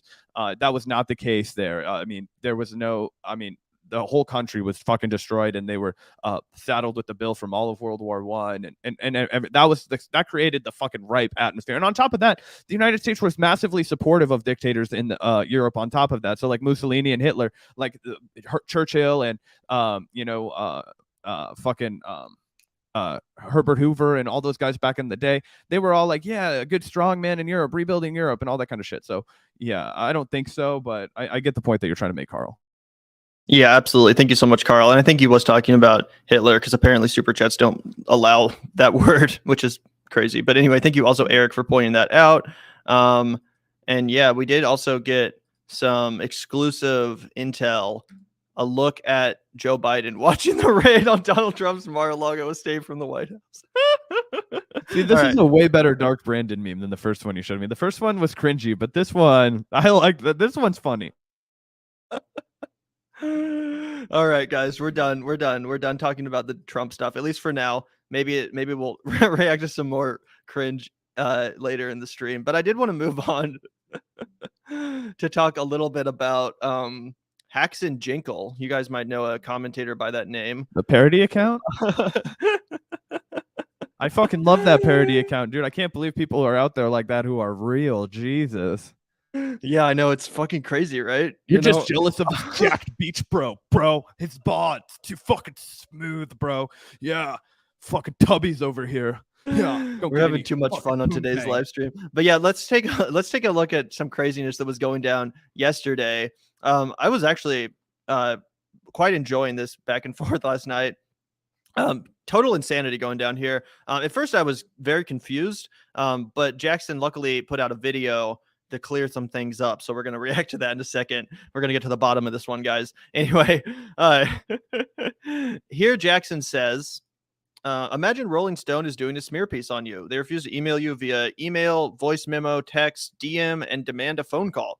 When the journalist gets on the phone with your spokesperson, he doubles down, refuses to email, and accuses your spokesperson of being you. So I'm like, wait, what? What's going on here? Rolling Stone is doing a what? What the fuck? So let's investigate further. Eoin Higgins, sorry, I always mispronounce this guy's name because it is spelled different than I'm used to the name Owen being spelled, but that's my dumbass fault for not knowing pronunciation, not his. Anyway, he says, and imagine a magazine is doing a profile on you. You refuse to do a real-time interview and then start blubbering that the magazine won't even let me give comment on my own story. So clearly he's responding to, Jackson's complaints there. And then there's a deleted tweet, and then he says, "Stay tuned anyway." So there's a lot of there's a lot of confusion here. At first, you're like, "Wait, what's going on?" Apparently, Eoin Higgins, who's a journalist who kind of just writes for whoever will publish him. He doesn't seem to have like a main home. It just seems like he'll publish anywhere whether he's allowed. Sometimes I see his shit in like Vice or. No, he's a freelancer. A freelancer. That's the word I'm looking for. Yeah, thank you. Anyway, so he just publishes anywhere. Apparently, he's writing an article about Jackson Hinkle for the Rolling Stone. And obviously, this article hasn't been published yet. I have no idea what the content of this article is going to be. I have no idea of what kind of claims they're going to make against Jackson Hinkle. I really have no idea. What we do know is that Jackson is labeling this piece as a hit piece. So, clearly he thinks that the contents of this article will be painting him in a negative light. And obviously I think he's correct about that. I imagine that this article will be attempting to paint him in a negative light. Whether or not that's justified, I can let you guys, make up that decision for yourself. We're going to get into the details of this story. But again, the point is that Rolling Stone has, Eoin Higgins is writing an article about Jackson Hinkle for the Rolling Stone. And, that's not entirely shocking on its own. These kind of articles get written. And a lot of times, to be honest, it's kind of the Streisand effect, right? You're trying to write an article taking someone down, and then it just ends up with a lot more people even knowing about them in the first place. This is kind of what these guys want, right? I don't necessarily think it'll be terribly effective at taking him down. It's probably just going to empower him further, because then he'll have this hit piece to react to on his stream, and he'll make a bunch of hay out of it, as he already has, etc. So I don't know how effective it'll be. Who cares? Again, I haven't read the article. I have yet to see what the contents of it will be. Yeah, look, he's shilling for Donald Trump too. Anyway, so shocker, right? Yeah, I know, right? Anyway, the point is that he's writing this. This article is being written, but then all this crazy stuff happens about, what's going on, lowering my voice. I recorded the conversation. They're not letting me do an interview. So I'm like, what is going on here? Like, what is going on here behind the scenes with this story that is inspiring all this controversy and back and forth on Twitter? Let's take a look at what Jackson Hinkle's is actually saying about this, because I think he dropped a video. Yeah, here's the video. Look at this. My final offer to Rolling Stone, their scab propagandist for hire. Full statement below. You want to fuck with me? And he has fucking Scarface in the background. This dude really genuinely sees himself as some kind of like gangster or whatever, which is funny as fuck. because he's like a privileged fucking white boy from California who has super rich parents. But anyway, that's besides Remember the when he point. tried to make himself look all like fucking hard, like things my parents lied to me about, and then his own dad fucking dragged. He's like, I never said any of this shit to you, you little fuckhead. Like, that's not a direct quote from his dad, but that's what I would have said. Maybe I should have kicked you down the stairs a few more times, kid. No, I'm kidding, of course. Jesus Christ, yeah, he's trying to do the whole Tony Montana thing. This is just so cringy. It's like he's in his like this is like such, I don't know. This is cringy behavior, but he knows who his audience is now, right? He's got to have big guns. Yeah. Anyway, at this point, I was still a little bit confused. I'm like, what are you talking about? What is this offer? What is this statement? Why is this happening? I'm a little bit confused still at this point. And then I watched the video, and I'm really interested to hear what you guys think about this one, guys. I'm really interested, and we're gonna watch this video. Because this is an interesting story. I really am a little bit confused with the whole thing. I definitely have some inklings as to what might be going on here. But I'm interested to get your take, Zach, too, and who's telling the truth in this situation, because this is all very weird. I've never seen anything like this. Anyway, I want to take a look at this and see what you guys think and what you think, Zach. Again, who exactly is telling the truth here? So let's take a listen here. We're going to hear from Hackson himself about this whole situation. We're going to let him talk, and then we're going to respond and try to get to the bottom of this. This is a message for Eoin Higgins of the Rolling Stone. For those of you who don't know why I'm making this message, let me explain. The Rolling Stone is currently in the midst of writing a smear piece about me. For what reason, I don't know. Why would anyone want to take me down? Who knows? They're going after truth tellers. It is what it is. And they have hired out a scab journalist by the name of Eoin Higgins to write this piece. Now, Eoin Higgins is a sad, nutless wonder who has been absolutely harassing me over the past, 24 hours to give him a phone call interview. I'm serious. He's been DMing me for hours upon hours, demanding that I give him a phone call interview. And look, I'm not a bitch. Of course, I'll do an interview. I'm not going to deny an interview if someone's writing a piece about me. I would love to do an interview. But the thing is, he's actually, in the same time, demanding an interview and also refusing to give me an interview. What do I mean by this? Well, I'll show you the DMs later, because this is all going to be a part of my story. This is what he keeps saying this in the DMs. He's like, Jackson, this is all going to be a part of my story. Okay, well, this is going to be a part of my story. My videos about this story, you doing a hit piece on me, are going to get 1,000 times the views that your stupid Rolling Stone article is going to get. But I digress. This is about my story. So he continues to say he wants an interview. But when I say I'll do the interview by email, or I'll do the interview by text, or I'll do the interview by DM, because we're already talking on DM, have been for hours, or I'll do the interview via Signal Messenger or WhatsApp Messenger or Facebook Messenger. I'll even do the interview through carrier pigeon or Morse code at this point. I will do the interview in any way imaginable. Any way imaginable where you're not immediately accountable for your own responses. This is the first red flag that I would see. And again, Jackson has the right to refuse any interview that he doesn't want to do. But the way that he's presenting it right now makes it so fucking obvious that he will do it in any single fucking way that allows him to have a bug in his fucking ear where he's getting his talking points delivered to him by somebody that's fucking smarter than him. And if you can mute for 1 second, Gavin. Am I muted? Oh, sorry. Yeah, and that he's doing this because he doesn't want to have to be immediately accountable for any of his positions. And why, guys? Because he doesn't actually fucking believe or understand anything, guys. This is a man that immediately pivots to wherever his audience wants him to go, wherever he thinks he can catch the biggest fits. That's how you go from, I think you should definitely do the lesser of two, or there are definitely reasons to support Joe Biden, which he's on fucking footage saying, fight me about it, tell me it's not real, I don't give a fuck. And then you immediately pivot to like, Don Jr. is a great guy, the Trump family's under political attack, all this kind of shit. Like, so we know, and to be fair, pat on our backs, we were the first motherfuckers to call this by a mile. We ate a mountain of shit when I said that Jackson Hinkle was a finger in the wind leftist that was going to pivot to wherever the fucking views went, and we've been 100% proven right by this. But I just think it further compounds that this guy doesn't even do his homework well enough to think that he can fend off Eoin Higgins in real time. He's acting so tough when there's nobody to provide any real-time pushback to him. If you're so tough, Ian, or excuse me, Jackson, why don't you have Eoin on to do a live debate then? Like, you'll do it by carrier pigeon? Would you do it via live debate? Would you do that? Like, I don't think you're prepared to answer for your fucking positions in real time. And the fact of the matter is that I don't think he possibly could, because at this point he's just a fucking actual propagandist. So he's got to get his fucking information fed to him before he can fucking say anything, apparently, because I don't know why else you would be so terrified of a phone interview and be so open to any other way where it's not like a real-time response to the questions that you're being asked. That's like a dead giveaway. Yeah, and thank you, by the way, Charles, for the $5. Yeah, he's just a literal like pro-Trump right-wing shill at this point, no doubt about it.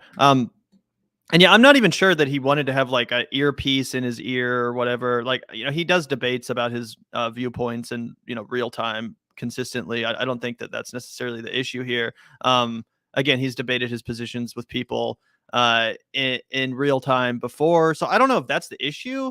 But I do agree it's very weird that he's seemingly refusing to do an interview that's by phone. He only wants to do it by email. And he does, you know, kind of explain why here. So let's let him do that.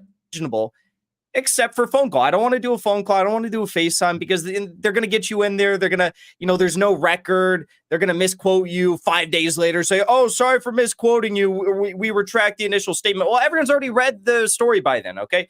But couldn't that also be said of the email interview? Like he's saying, oh, well, they're going to misquote me if I do a phone interview and then come out 5 days later and say, oh, sorry, we made a mistake. They could also do that if you did a written email interview. Like, I'm just a little bit confused because they can also misquote you if you do an interview over email. I don't really see how you doing an interview over phone somehow opens up the door to you being misquoted so much more than any other kind of interview, because they could really misrepresent your words either way. So I'm a little bit confused by that. Do you have any? Yeah, 100%. I think that's bullshit. And I think that, listen, I think that it just goes again that for a guy that calls himself a journalist, he hasn't conducted very many interviews, because everybody knows that for the sake of, they're going to tell you as soon as you start a fucking phone call interview, they're going to be like, hey, for the sake of accuracy, is it okay if I go ahead and record this conversation so that I can quote you better? That happens like every single fucking time a serious publication calls you, Jackson. And I bet your fucking representative would have filled you in on that. That's definitely the way that it would have goes if you have a spokesperson or some shit that's, you know, vetting calls for you and all of your fucking grandness. Like, that's just, it's patently absurd. Every fucking journalist records their fucking calls and they legally have to tell you that they're going to do it beforehand, because nobody just goes fucking by pen and paper anymore. This isn't, you know, 1985. They just record it and play it back, and that's how it works. And I guarantee you that's what Owen would do. And if he made it his caveat, I would like to have the call. Jackson would legally have no issue if he gives credit to Owen to record the audio. He also is free to record the audio on his end. He would have every single bit of evidence. He would not be able to be misquoted. Again, it's just like he's backing himself into a tree in a weird argument where the only reason I can think you would do this is, Gavin, he doesn't want to debate in real time. And I know you said that he has in the past, and I've seen him do it in the past. He debated Vosh in the past. But it just seems like there's something now that's holding him up from doing that. It's really weird because, yeah, it seems like he normally doesn't have any problem with being live in interviews and debating people live on air. So I really don't quite understand why he's so opposed to doing the interview over phone call, because, again, the problem he has with potentially being misquoted is just as that's also a possibility if you do an interview any other way. So I don't really get what the problem is here. Thank you, by the way, for the $5, Darren Jensen. Really appreciate the super chat. Been meaning to donate for a while. Thank you. Keep up the good work. Well, thank you so much. Really appreciate the donation and glad you're enjoying the show. Yeah, thanks so much. Appreciate it. Really. Thank you also, Addie, for the $9.99. Great take, guys. Keep up the good work. Thank you so much, Addie. We really, really appreciate that as well. Thank you so much. Yeah, thanks so much. It means a lot. Thank you. Anyway, let's take a listen to the rest of this and keep trying to get down to the bottom of this. And again, I'm not really that familiar with most of Eoin Higgins' work, guys. Like, I don't have a super strong opinion on the guy. I know a lot of people hate him and think he's a piece of shit or whatever. Again, I don't have a lot of experience with his work. Either way, I still think it's a little bit weird to say this guy's not giving me a chance to comment on my own article. Meanwhile, he's actively trying to phone call you and get you on the record, and you're refusing. I just think that's all a little bit weird. So let's keep watching and try to find out what's going on here. This is how these hack smear journalists operate, and Eoin Higgins is no different. You know, he makes his living by being a interviewing people that I'm writing an article about is how hack smear journalists make their living. Like, isn't that literally their job though? You can think that the article is unfair, but like offering to interview you over the phone for quotes for an article is not anything out of the norm for journalists. That's literally what they do. But yeah, anyway. Again, just like you call yourself a journalist, yet you have no idea how they function in the actual real world. Gavin and I we never call ourselves journalists. We call ourselves podcasters all the time. Jackson loves to call himself a truth-telling journalist. You have absolutely zero clue how journalism works. You have no idea. You are further than fuck away from journalism. All you know is how to diatribe, and that is completely different, and it's evidenced in this fucking video. Yeah, and also just be a literal propagandist, which is the opposite of journalism. That is the guy's job, like, to be a propagandist, let's be honest. And I don't even think his supporters could deny that anymore. Like, he's literally just, yeah, anyway, let's watch. The trust recipient of Piero Midyar, and he goes after Glenn Greenwald, he goes after Jimmy Dore, he goes after all the truth tellers. Now he's coming after me, and he's got the biggest opportunity of his life to do so. He's gotten hired out by the Rolling Stones to do this, okay? Now, again, this message is for Eoin Higgins, who, by the way, your name looks like a failed first draft of Owen, spelled O-W-E-N. Who spells Owen E-O-I-N? What is that? Anyways, this is a message for him, so I have an offer to make you at the end of this video because the ball is now in my... Also, who spells the name Jackson? Hackson. Who does that? What kind of weird failed first draft is that? I can't. Could you imagine just being such a piece of shit? You have nothing to go off of and nothing to say, so you just have to be like, "What, dude? Your name sounds like it was come up by a first grader, man." Yeah. High court. Okay. Owen published a false statement about me. Now, again, Owen's not an official hired journalist by the Rolling Stone. He would love to be one, but right now he's just like a scab journalist who's getting picked up for this hit piece because the editor-in-chief of Rolling Stone used to be the editor-in-chief of the Daily Beast, who's notorious for doing these hit pieces. You know, Chelsea Clinton's Daily Beast, she sits on the board of it. And now the editor-in-chief from the Daily Beast has moved to the Rolling Stone. He's a neoconservative pro-war hack. And he's coming after me now and using Eoin Higgins as his proxy, okay? So they're doing this, and Eoin Higgins already, before the story even is published, has posted a false statement about me. He had to delete it already on Twitter. Now, I'll show it to you. Basically what... Here, we'll go back just like 5 seconds so Zach can hear what he just missed. Now, and using Eoin Higgins as his proxy, okay? So they're doing this, and Eoin Higgins already, before the story even is published, has posted a false statement about me. He had to delete it already on Twitter. Now, I'll show it to you. Basically, what happened is he continues to, demand that I do this, I do this interview with him. And I basically say, look, I'm happy to do the interview with you. Send me the email questions. Oh, we can't do email. Email's 100% customary. Of course you can do an email interview, unless, of course, you're not a real journalist. But that little blue check mark on your... That is so not true. Like, almost all... Gavin and I literally live with a legitimate journalist, and all she does is fucking call people all day long. You do not conduct serious interviews over email. It's so long and dreary and boring. And that shows you have no idea what the fuck you're talking about. You have no experience in the field of journalism. I have no experience in the field of journalism, and I know a trove more about the field than you do. You're embarrassing yourself right here so badly, and you have no idea. You think you're coming off as cool and informed. Your Twitter profile is supposed to signify otherwise. After I told him that for the zillionth time, he called me. Not once, not twice. And by the way, he was calling from a no-caller ID number, despite the fact that I already have his number in my phone because he sent it to me already. He's a dumbass. But he's calling me from no-caller ID. He called me not once, not twice, not 3 times, 4 times, 5 times, 6 times, 7 times, 8 times, 9 times, 10 times. Call me 10 times. And yes, I do have proof of all of this. It's on my phone here, which is dead, but I can show it to you guys like later. I'll post it on Twitter or something. And then he called me the 11th time. By the 11th time, I've left the coffee shop I was at. I was back home. This is a Rolling Stone journalist calling me 11 times. 11th time he calls me, and I see my spokesperson, who happened to be, in the office, and which I'm in right now. And I said, Roddy's, who's my spokesperson. I said, Roddy's, take this call right now. We're going to turn on the camera and film this because this guy's going to try to lie through his teeth and he's just going to be funny. So I Roddy's was basically just trying to reiterate that Jackson will only do the interview with Rolling Stone via email. And I have the video. I actually have 2 videos because he called me once and then he hung up because he was mad. Then he called back again moments later. So I have 2 videos of this.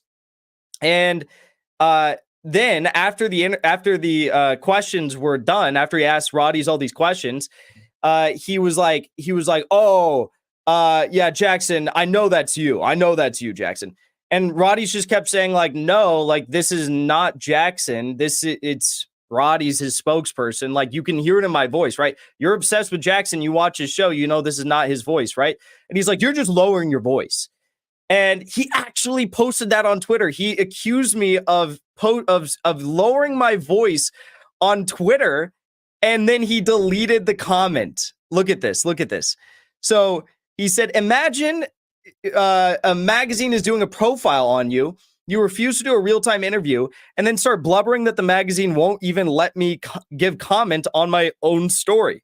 And then in the second now deleted tweet, he said, and then Jackson, lowered his voice, and then the person lowers their voice and claims to be their own spokesperson. Anyway, stay tuned.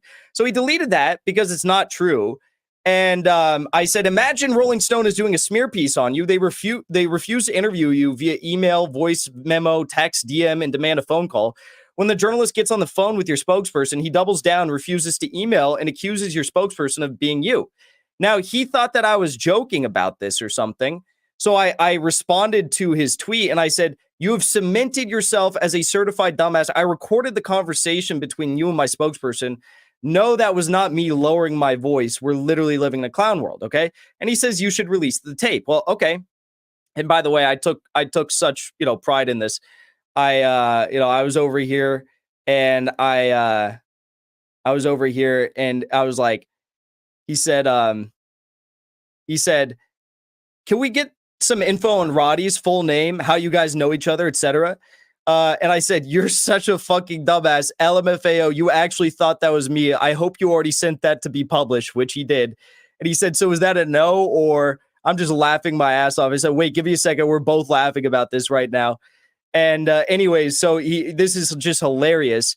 And I told him, and I'll reiterate this. I told him this on Twitter. I don't know if you saw the message, but I want you all to see the message. And by the way, go retweet these tweets because this is just glorious. A Rolling Stone journalist exposes themselves before the interview even comes, or the story even comes out. So I said, hey, look, I got something you want. You got something I want. I would like to do the interview. I've said this countless times, but I'm going to do it the way I want to do it. Okay, I'm going to do it through email. So send me the questions. Eoin, if you send me the questions via email and allow that to be what is published in the article, I will send you the video immediately. I swear. So am I the only one that thinks it's a little bit weird that he hasn't just released the video that he supposedly has of this conversation going on? Because he clearly wants to prove that Eoin Higgins was wrong, that Eoin Higgins was lying about the situation, about him impersonating his own spokesperson by lowering his voice. And if he's saying he has a recording of this conversation between Eoin and the spokesperson, then why wouldn't he just release that video? Like he's saying, I have something you want, you have something I want. Why does Eoin want your fucking video conversation? He doesn't give a fuck. Like, why does he want that? That would make him look wrong. So why aren't you releasing it, bro? Why aren't you releasing the video of your spokesperson talking to Eoin Higgins? That seems like it would be the first thing to do if you're being accused of impersonating your own spokesperson, right? Also, if you had a brain and you never figured out how to negotiate before and you did the proper math for how you built up this entire thing, you would say, Eoin, let me do these emailed questions, or I will put out this fucking tape that makes it seem like you did not know anything. Because as it stands, what he's doing is he's demanding something he knows he won't get, which is Eoin emailing him his questions, because as we've already established, that is just not journalistic practice, right? Like, it's not. You are not going to interview you're either going to do it in person or over the phone, right? That's just the way it is. So he's showing his ass on that because he doesn't know anything about how journalism works. Okay, we've established that. Now he's saying, Eoin Higgins fucked up massively and I have proof. And the only way I'll show you that proof is if Owen gives me everything I want. That's not how you negotiate, dumbass. You already burned your 3 IQ points you had handy, apparently. And now you're just talking nonsense because you don't actually want to release this shit. So what I think is that it's either totally inconclusive what the fuck is happening on that phone call, and it's not going to be evidence at all, really. It's just like a phone call that, you know, has 2 voices on it that, you know, okay, it's going to be, you know, up for whoever's sympathetic to either side to just pick, oh yeah, this is clearly one way or the other, but massively inconclusive, or that it doesn't exist at all, because this is just not how you negotiate. This is not how you kind of manipulate somebody into giving you your way. This is what you do if you don't actually want to release that shit you say you have. So you're kind of taking a play out of the MPP playbook. Right. And again, Owen has accused him of impersonating his own spokesperson by lowering his voice, something that clearly would be very, very embarrassing if that recording, which does exist, gets out into the public. Jackson is seemingly now bluffing by saying, well, I also have a recording that proves that's not what happened. Okay, release the recording. Release the recording. And if you never do release the recording, Jackson, we all know that you did impersonate your own spokesperson by lowering your voice, which, by the way, is literally something Trump used to do when he would call publications. I'm not saying that's what happened. All I'm saying is that if we never see this so-called recording that Jackson claims to have, all I'm saying is if we never see that recording, then he did that shit, bro. He hella did that shit. Yeah, I mean, even like the other thing that I just think about is it's like if you have a spokesperson, like that's just your homie. That's like me running downstairs and getting my homie Parker and being like, "Hey, man, do you want to be the spokesperson of the Vanguard?" And then be like, "We have an official spokesperson." So no, you don't have a spokesperson. You have some jackass that sits in your fucking room with you. Like, you know what I mean? I don't know. Also, if it's a spokesperson, then when else has he spoken for him? Typically, your spokesperson like goes out and speaks for you. So are there some other examples of this Roddy's character being your spokesperson? Like, are there other interviews where he's performed this role as your spokesperson? Like, I've never heard of this guy. I don't fucking watch Jackson Hinkle's channel very much, so maybe I'm missing something. But again, this just seems like a very weird way to go about this. Why would you not just release the footage? If you have footage that proves Owen Higgins is lying, then why would you not just release it? That would make you look way better and make him look way worse. I mean, again, we'll see, guys.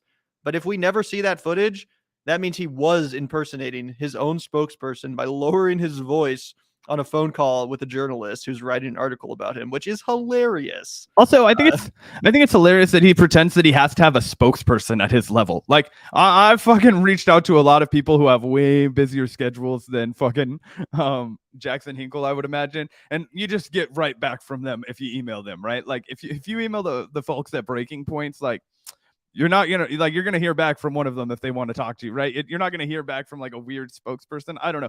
You have to be pretty established in career. And I know some people are like, if you email the fucking, you know, Secretary of State of America, you're only gonna get a response by email. I'm like, okay, maybe that's true. If you email somebody in the upper echelons of government, maybe I'm not gonna get, you know, Bernie Sanders on the line immediately. Maybe I'll just get a stock email back from his office. But that's not the same as just being a regular person that you're trying to interview. And if they were trying to interview him for a fucking whole feature, yeah, you would probably Rolling Stone would probably get on the phone with the fucking senator. Yeah, they would. Right. Again, I just find the framing of this all very weird. Also, Jackson seems a little bit sweaty. You know what I'm saying? Like, I don't know, bro. Are you lying right now? Just be honest. If you impersonated your own Anyway, the funny thing is that Owen Higgins also has their phone recording of this happening. The phone recording where he was apparently convinced that it was him impersonating his spokesperson, so much so that he made a tweet about it. So that there is one recording of the conversation. I would love to parse through that and decide for myself whether it's Jackson or not. But there is one recording. And again, apparently there's 2 recordings. Jackson says he recorded his spokesperson talking to Owen, but we haven't seen that recording yet. And as soon as we do, I'll happily come out here and say, yep, looks like Owen was wrong. Looks like Jackson was right. I will have no problem saying that. But all I'm saying is that it hasn't happened yet. We don't have any proof so far that there was this recording. And I think if there was proof, then Jackson would have proudly presented it in this video, in this very video we're reacting to. He would have said, look, you dumb piece of shit. Here's the video right here proving that you're a lying bastard. You know, you're a fucking fake journalist. Here's the video. That's what he would have done, right? If he really had this video. I mean, that's what I imagine would have happened. And just to get ahead of this, like, we have no reason to fucking simp for Eoin Higgins, right? We've beefed with Owen on our own fucking show. I mean, you know what I mean? Like, I mean, I don't really give a shit. We've beefed with everybody on our fucking show. But I remember when he was talking mad shit about the March for Medicare for All. I thought that was fucking stupid. All right, I would still debate him on that. But in this instance, Owen's 100% right. From where I can tell, I have imagined we're gonna have very similar thoughtful criticisms of Jackson Hinkle and his evolution.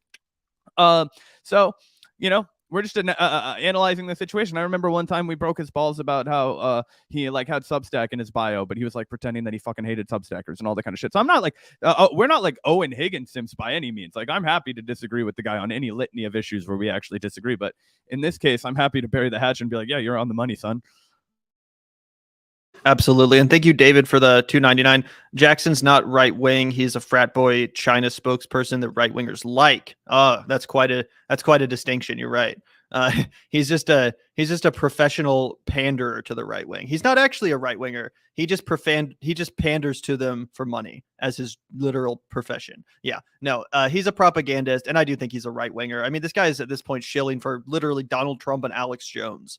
I'm sorry, I don't see a lot of motherfuckers on the left that, you know, make money shilling for Donald Trump and Alex Jones, let alone literal fucking authoritarian dictators. Yeah, I also think it's funny how, like, at the same time, he's like super into like right-wing culture as well, right? So he's like become anti-LGBTQ, calling like trans people disgusting on Twitter. Like, and also I thought it was funny because there's definitely been a pivot. We've always beefed with Jackson, but now there's like this weird pivot where like if the, you know, Hackson Jinkle haters come out, then they always want to like gay bash me and Gavin and shit. And like that's the number, like, you know, like what, I don't give a shit at all. But I just think that that's a marked difference in the way that you're coming across and whose audience you're attracting. Like, oh, what is this, 2005 again? You think you're gonna be like, you think you're gonna offend me like that? No, like it just makes you look like a terrible person, and so does your audience.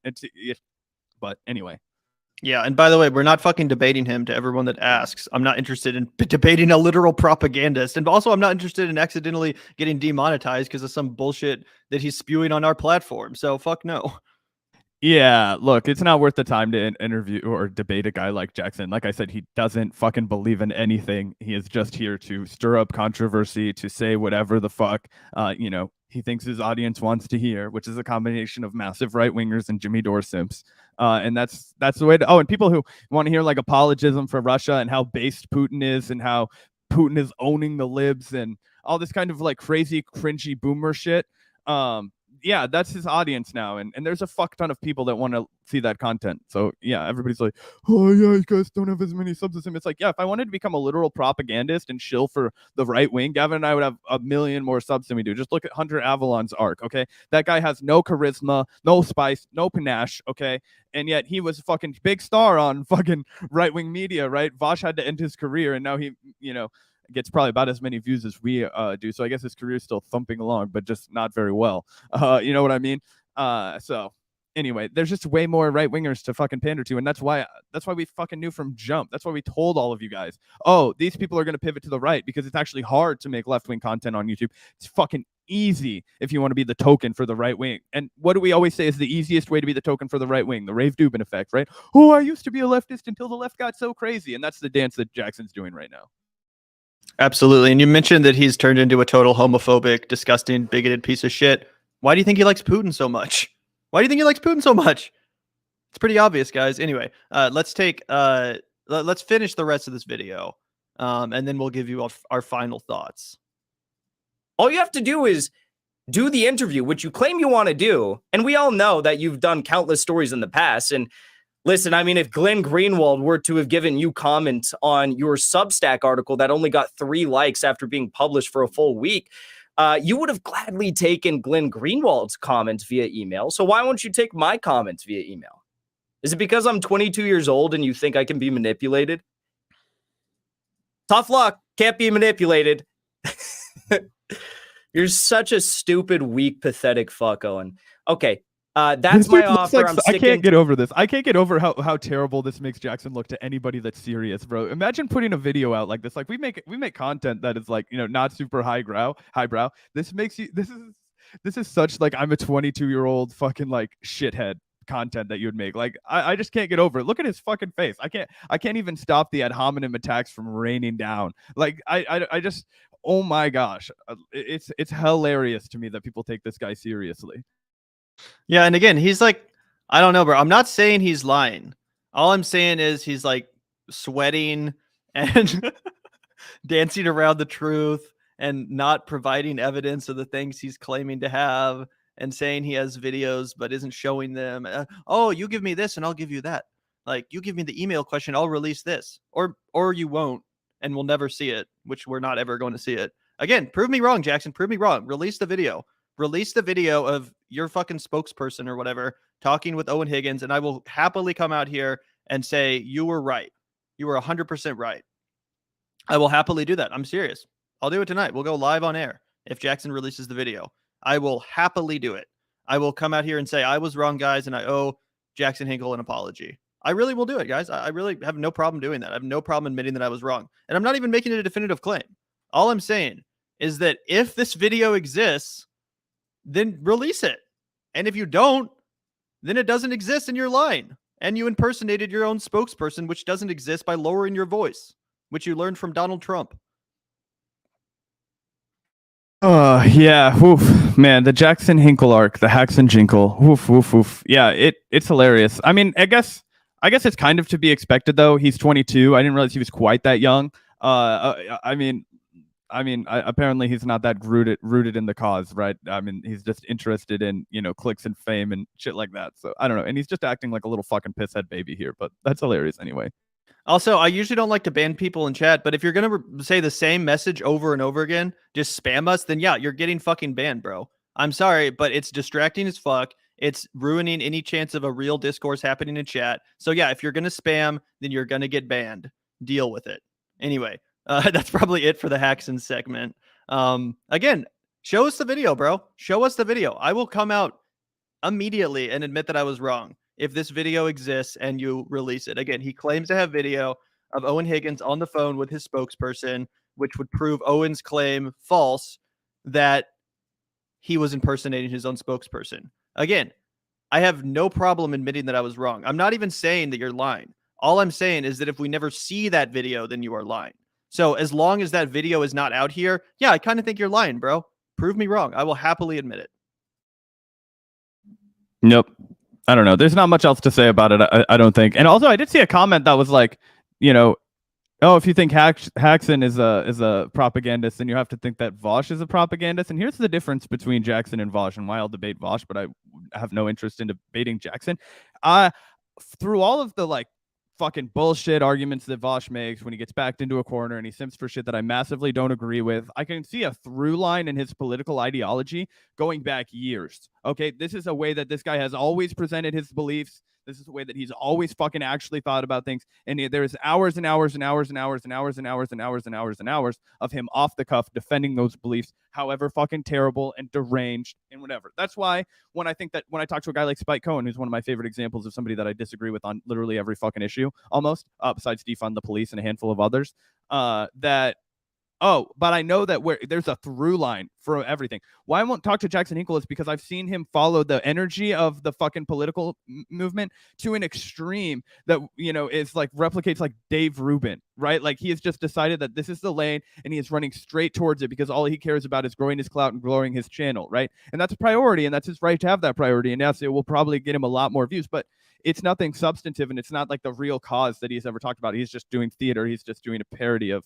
whatever actual content he's trying to sell people on what he's doing. So I don't know. It is what it is, right? I think that, you look at guys that you can massively disagree with and you can tell, okay, I massively disagree with you, but I'm disagreeing with you. With a guy like Jackson Hinkle, I'm just disagreeing with a senseless mob that's always going to morph and shift and have no political through line. It's just where the energy and the momentum of the political atmosphere is at, the zeitgeist of the time, all that. There's no energy on the left, so I'm going to go to the right. When there was energy on the left and not the right, then he was with Bernie Sanders and, all of that kind of shit. And I think somebody summed it up pretty well. If you look at the arc of his channel, he went from being oh, I'm really inspired by Kyle Kalinske to oh, I'm really inspired by Jimmy Dore to oh, I'm really inspired by Vladimir Putin. And I'm like, wow, that's a real fucking change in events. So that's that's the obvious reason why then, and you know, if you guys think that makes us disingenuous, then you can click the unsubscribe button, but I'm not interested in talking to some guy that's going to change his belief system just with the way of the crowd. I'd rather talk to somebody that I think is even more wrong at times, but actually in a firm resolve of what they actually believe, because I think that's how you get fair, honest discourse out of people. But that's our take on it, you know. There are other shows. I have to say though, Zach, you know, you compared him to Dave Rubin. I think Dave Rubin has exercised massive restraint compared to Jackson Hinkle. At least Dave Rubin took like 3 years to complete his grift from left winger to right winger. You know, but first he pretended to be a centrist, and then, oh, I'm a classical liberal, and then finally he came out and admitted that he's a right wing shill. With Jackson, it was like less than a year. Literally, he went from being, oh, I'm a left winger who, you know, supports gay marriage, and, you know, I support left wingers and all that stuff, and then literally like less than a year later, he's out here simping for Trump and Alex Jones and authoritarian right-wing governments. Like, it's not even like up for debate. It's just the most transparent and obvious grift and ideological 180 on these things that's ever fucking occurred. And if you're denying it, then you clearly haven't been paying attention, and that's fine. But it is pretty obvious. It's all there. And thank you, by the way, for the $4 or $4.99, Christina. We all know Jackson's spokesperson is Jimmy. I think Jackson's spokesperson was Jackson. Yeah. Oh boy. Like I said, the only other situation that I would reasonably believe is that it was just some random fuckhead and is, yeah, you're my spokesperson. Answer this. I don't want to fucking take this call. Kind of. I could imagine that also being a reality. But in that case, I would also imagine him being like, see, this is my fucking spokesperson, and you fucking lied about. So we'll see. We'll follow this story. We'll round it out. If Gavin said, if the fucking videotape leaks, if we get to see the tape, we're gonna react to it.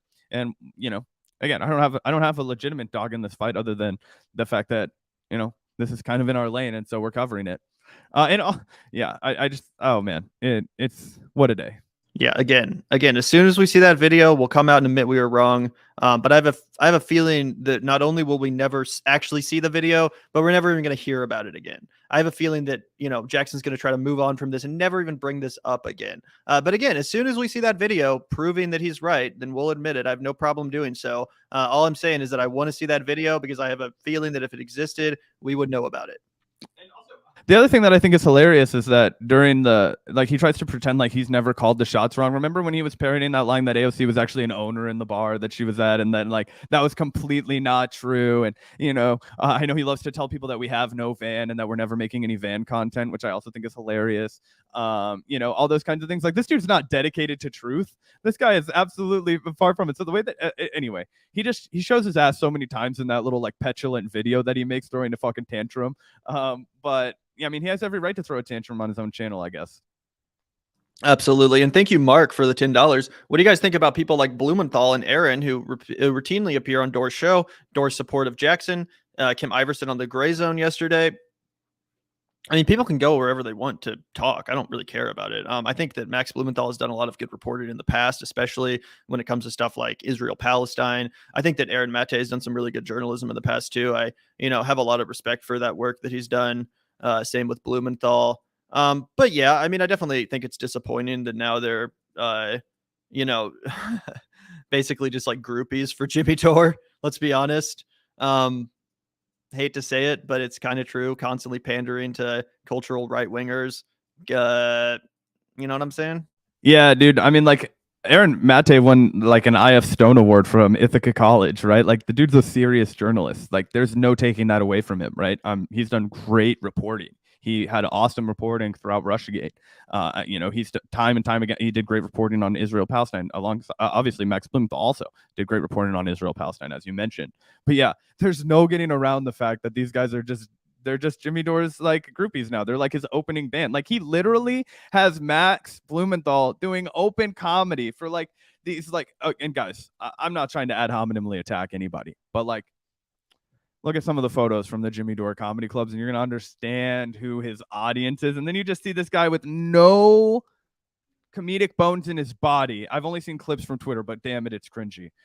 With no comedic bones in his body, right? Like, Jimmy can barely fucking tour as a comedian with where his like level is at. Like, he's a way better political commentator and YouTube host than he is a stand-up. Like, the dude's barely making it as a stand-up artist, even with his fucking fame from YouTube, right? He's not playing like big theaters or anything like that.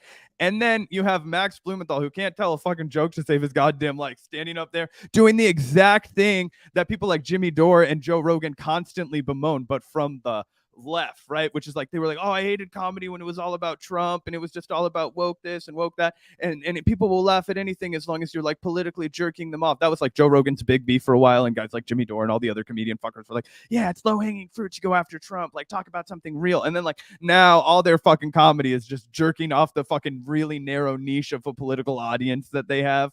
But yeah, exactly. I'm still a Dore fan. Yeah, you can be a fan of whoever the fuck you want to. It reminds me of when Sam Cedar and I had a moment of harmonious agreement when he made a hilarious joke. He was like, well, wherever you see Jimmy Dore, you're going to find this ball boy, Aaron Mate. And I was like, that hits so hard because that's what he's devolved into. It's like, yeah, your journalism speaks for itself, but you're also just a ball boy for this fucking C-list comedian that has 1 million followers on YouTube, right? And you can take all the shots that you want at me. I'm a fucking bartender. You can't hurt my feelings with how little views we get. This is all gravy to me.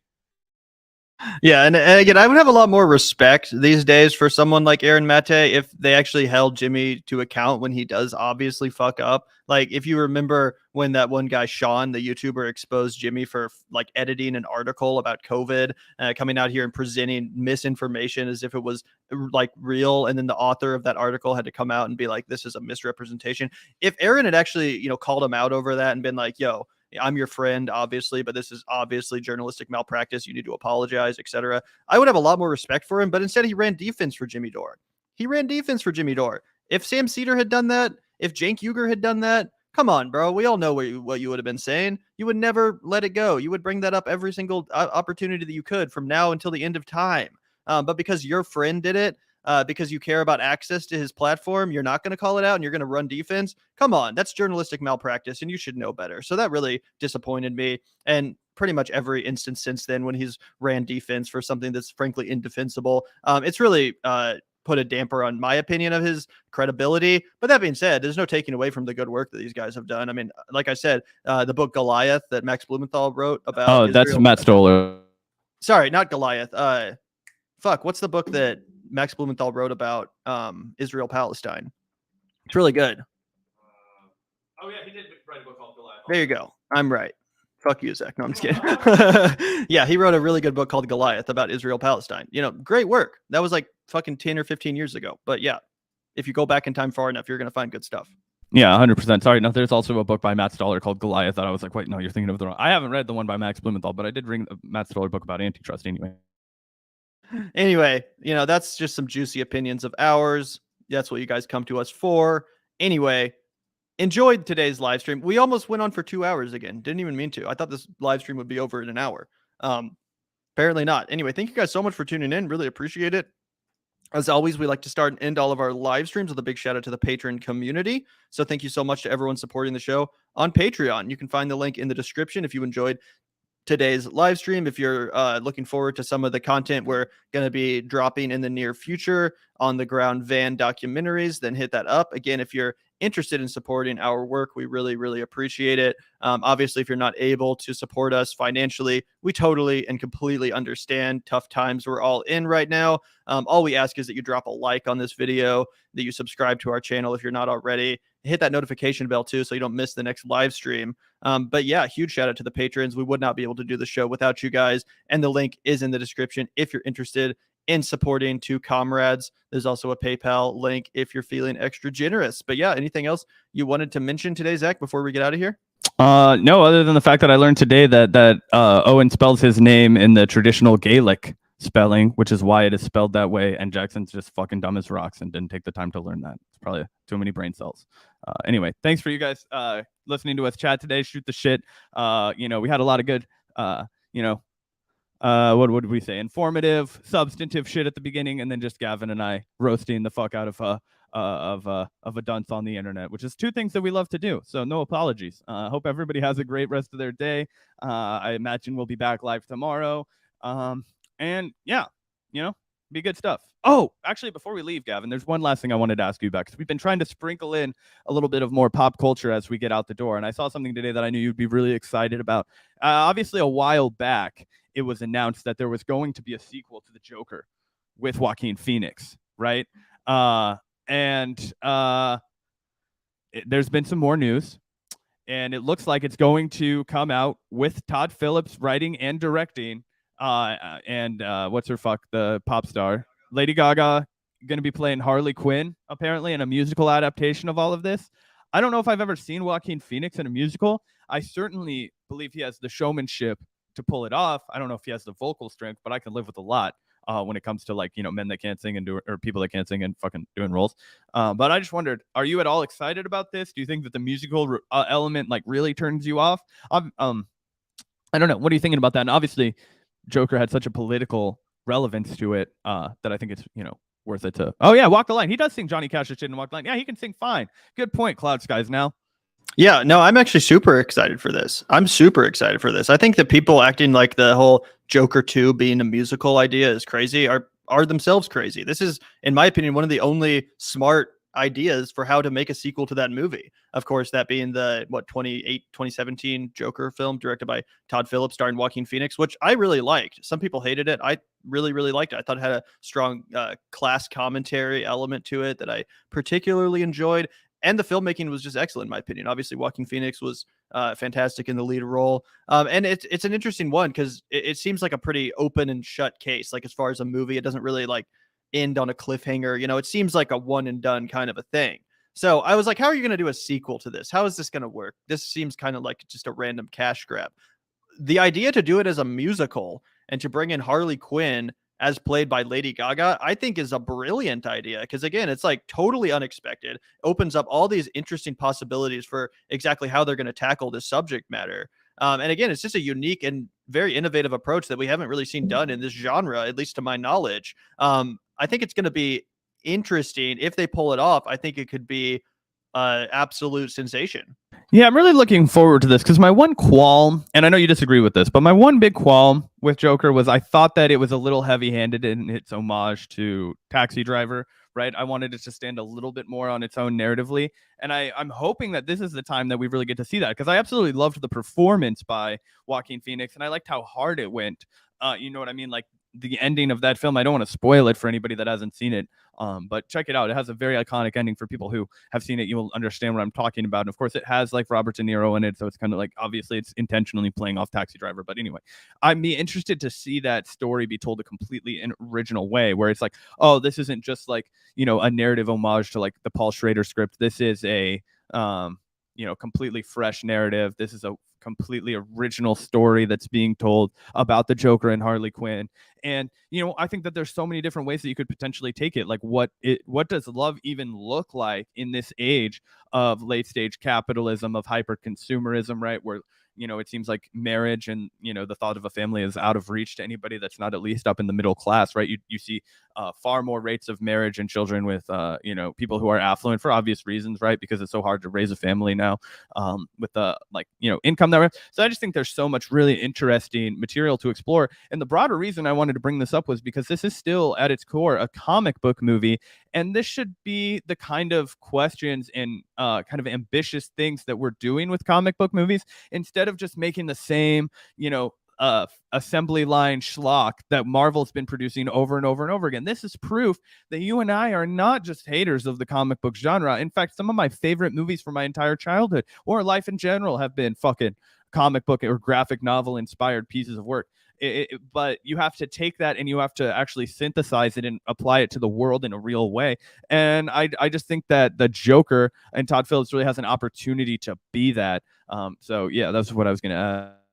Yeah, and to be honest, I did not hate the Taxi Driver homage as much as you did. I actually loved that element of the first film. I mean, I don't think it was trying to hide the fact that it was homaging Taxi Driver. Martin Scorsese literally produced that movie. Robert De Niro was in that movie.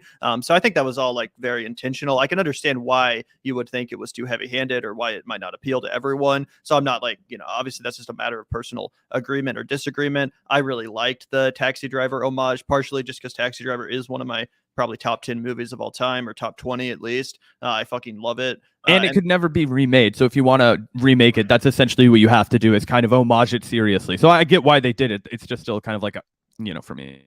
No, I feel that. I feel that. But again, just based on the strength of Joaquin Phoenix's performance and the general concept for the movie, I do think it worked. And yeah, I'm really excited to see what they do because I'm glad they're not just trying to rehash the first one. Apparently, this is going to take place mostly at Arkham Asylum, so that's interesting as well. I'm just interested in seeing a more like psychological take on this subject matter. I have a feeling that the musical numbers are gonna be like detached from reality.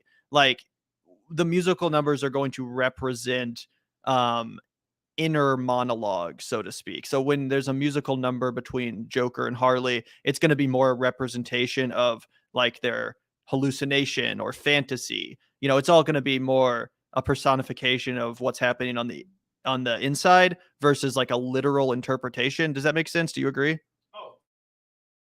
Oh, 100%. Yeah, and there's so much of a world of potential when it comes to this storyline that I think that the whole comic book. I mean, it could go in any direction, and I'm excited to see what happens.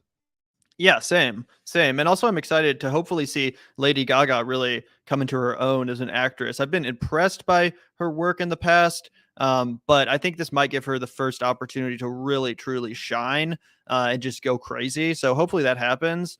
Because I do think she has potential to be a really, really great actress, and it'll be great to see her playing off of Joaquin Phoenix. Either way, yeah, I'm glad you brought this up, Zach, because I am really excited for it. I was a big fan of the first film. And in general, I think that DC is doing a lot more interesting stuff right now than Marvel has ever done, frankly. I mean, I thought that despite its flaws, the Robert Pattinson starring Batman film was easily like one of the most well-made and sophisticated comic book movies of the last 10 years, maybe if not since the Christopher Nolan Dark Knight trilogy ended. So I think that DC is doing great stuff right now. Hopefully they just can the entire DCEU, throw all of the Flash stuff in the trash with Ezra Miller and stuff and just move on. I would like to see them make more just one-off movies like Joker, like the Batman, like the Suicide Squad, stuff like that, where it's more like a director's vision doing interesting things outside of the box, not just assembly line garbage shot on green screens like we talked about with Marvel, but actual unique original visions that are R-rated, a little edgier, made for adults, because then you can really start to see the potential of the comic book genre. The comic book genre doesn't have to suck. A lot of people love Marvel movies, but I don't. I think they're boring.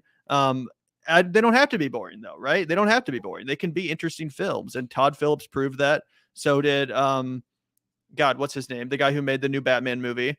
Yeah, wasn't he the guy that Matt Reeves. Yeah, he proved that. James Gunn has proved that with his DC adaptation of the Suicide Squad. Way better than the Marvel films. I don't give a fuck what anybody says. The Suicide Squad was way better than Guardians of the Galaxy.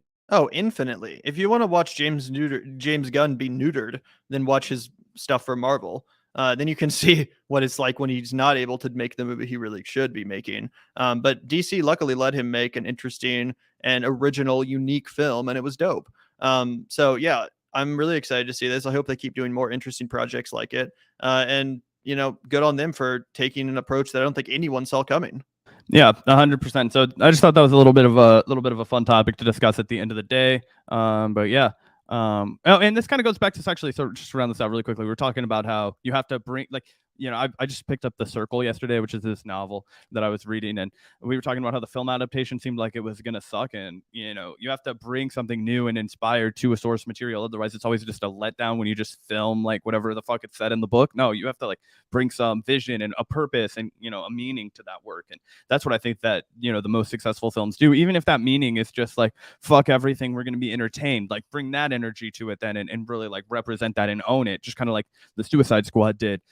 Or if you want to make it more serious and brooding and own that, like, the Batman did, or a whimsical critique of society and satire, then the Joker did that. You know what I'm saying?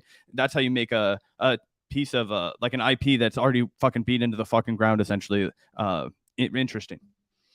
Absolutely. And by the way, no shade. If you like Guardians of the Galaxy, if you like Marvel movies, that's awesome for you. I'm glad you enjoy them. It's just not really for me. And if you're familiar with the other stuff that James Gunn has done, you might understand why I'm not a big fan of the Guardians movies, just because it's clear that he's being restrained. And I'm sure he was happy to be restrained. I mean, he got paid handsomely for it. But clearly those movies are like a more PG version of what he does. Clearly they're more corporate, they're more they're controlling his vision more. And again, I'm sure he was happy to do that. He got paid handsomely, but I think that he's capable of a lot more. But again, no shade to anyone that likes Marvel. Everyone has their thing. Definitely, it's everyone's matter. Gavin watches really bad kaiju movies from the 1980s a lot of the time, and he loves it. And he'll be like, "Bro, what are you talking about? Mothra just destroyed Mecha Gojira," and I'll be like, "What? This is okay," So we all have our things. I like Fast and Furious movies, right? We're not talking shit. I'm just giving my authentic opinion. So anyway, we're gonna get the fuck out of here. We've been rambling for a long time. Yeah, it was a fun chat. Thanks everyone for tuning in today. Again, link in the description if you want to join the patron community. But thanks everyone for tuning in. Make sure to drop a like before you leave, and we'll see you next time, guys.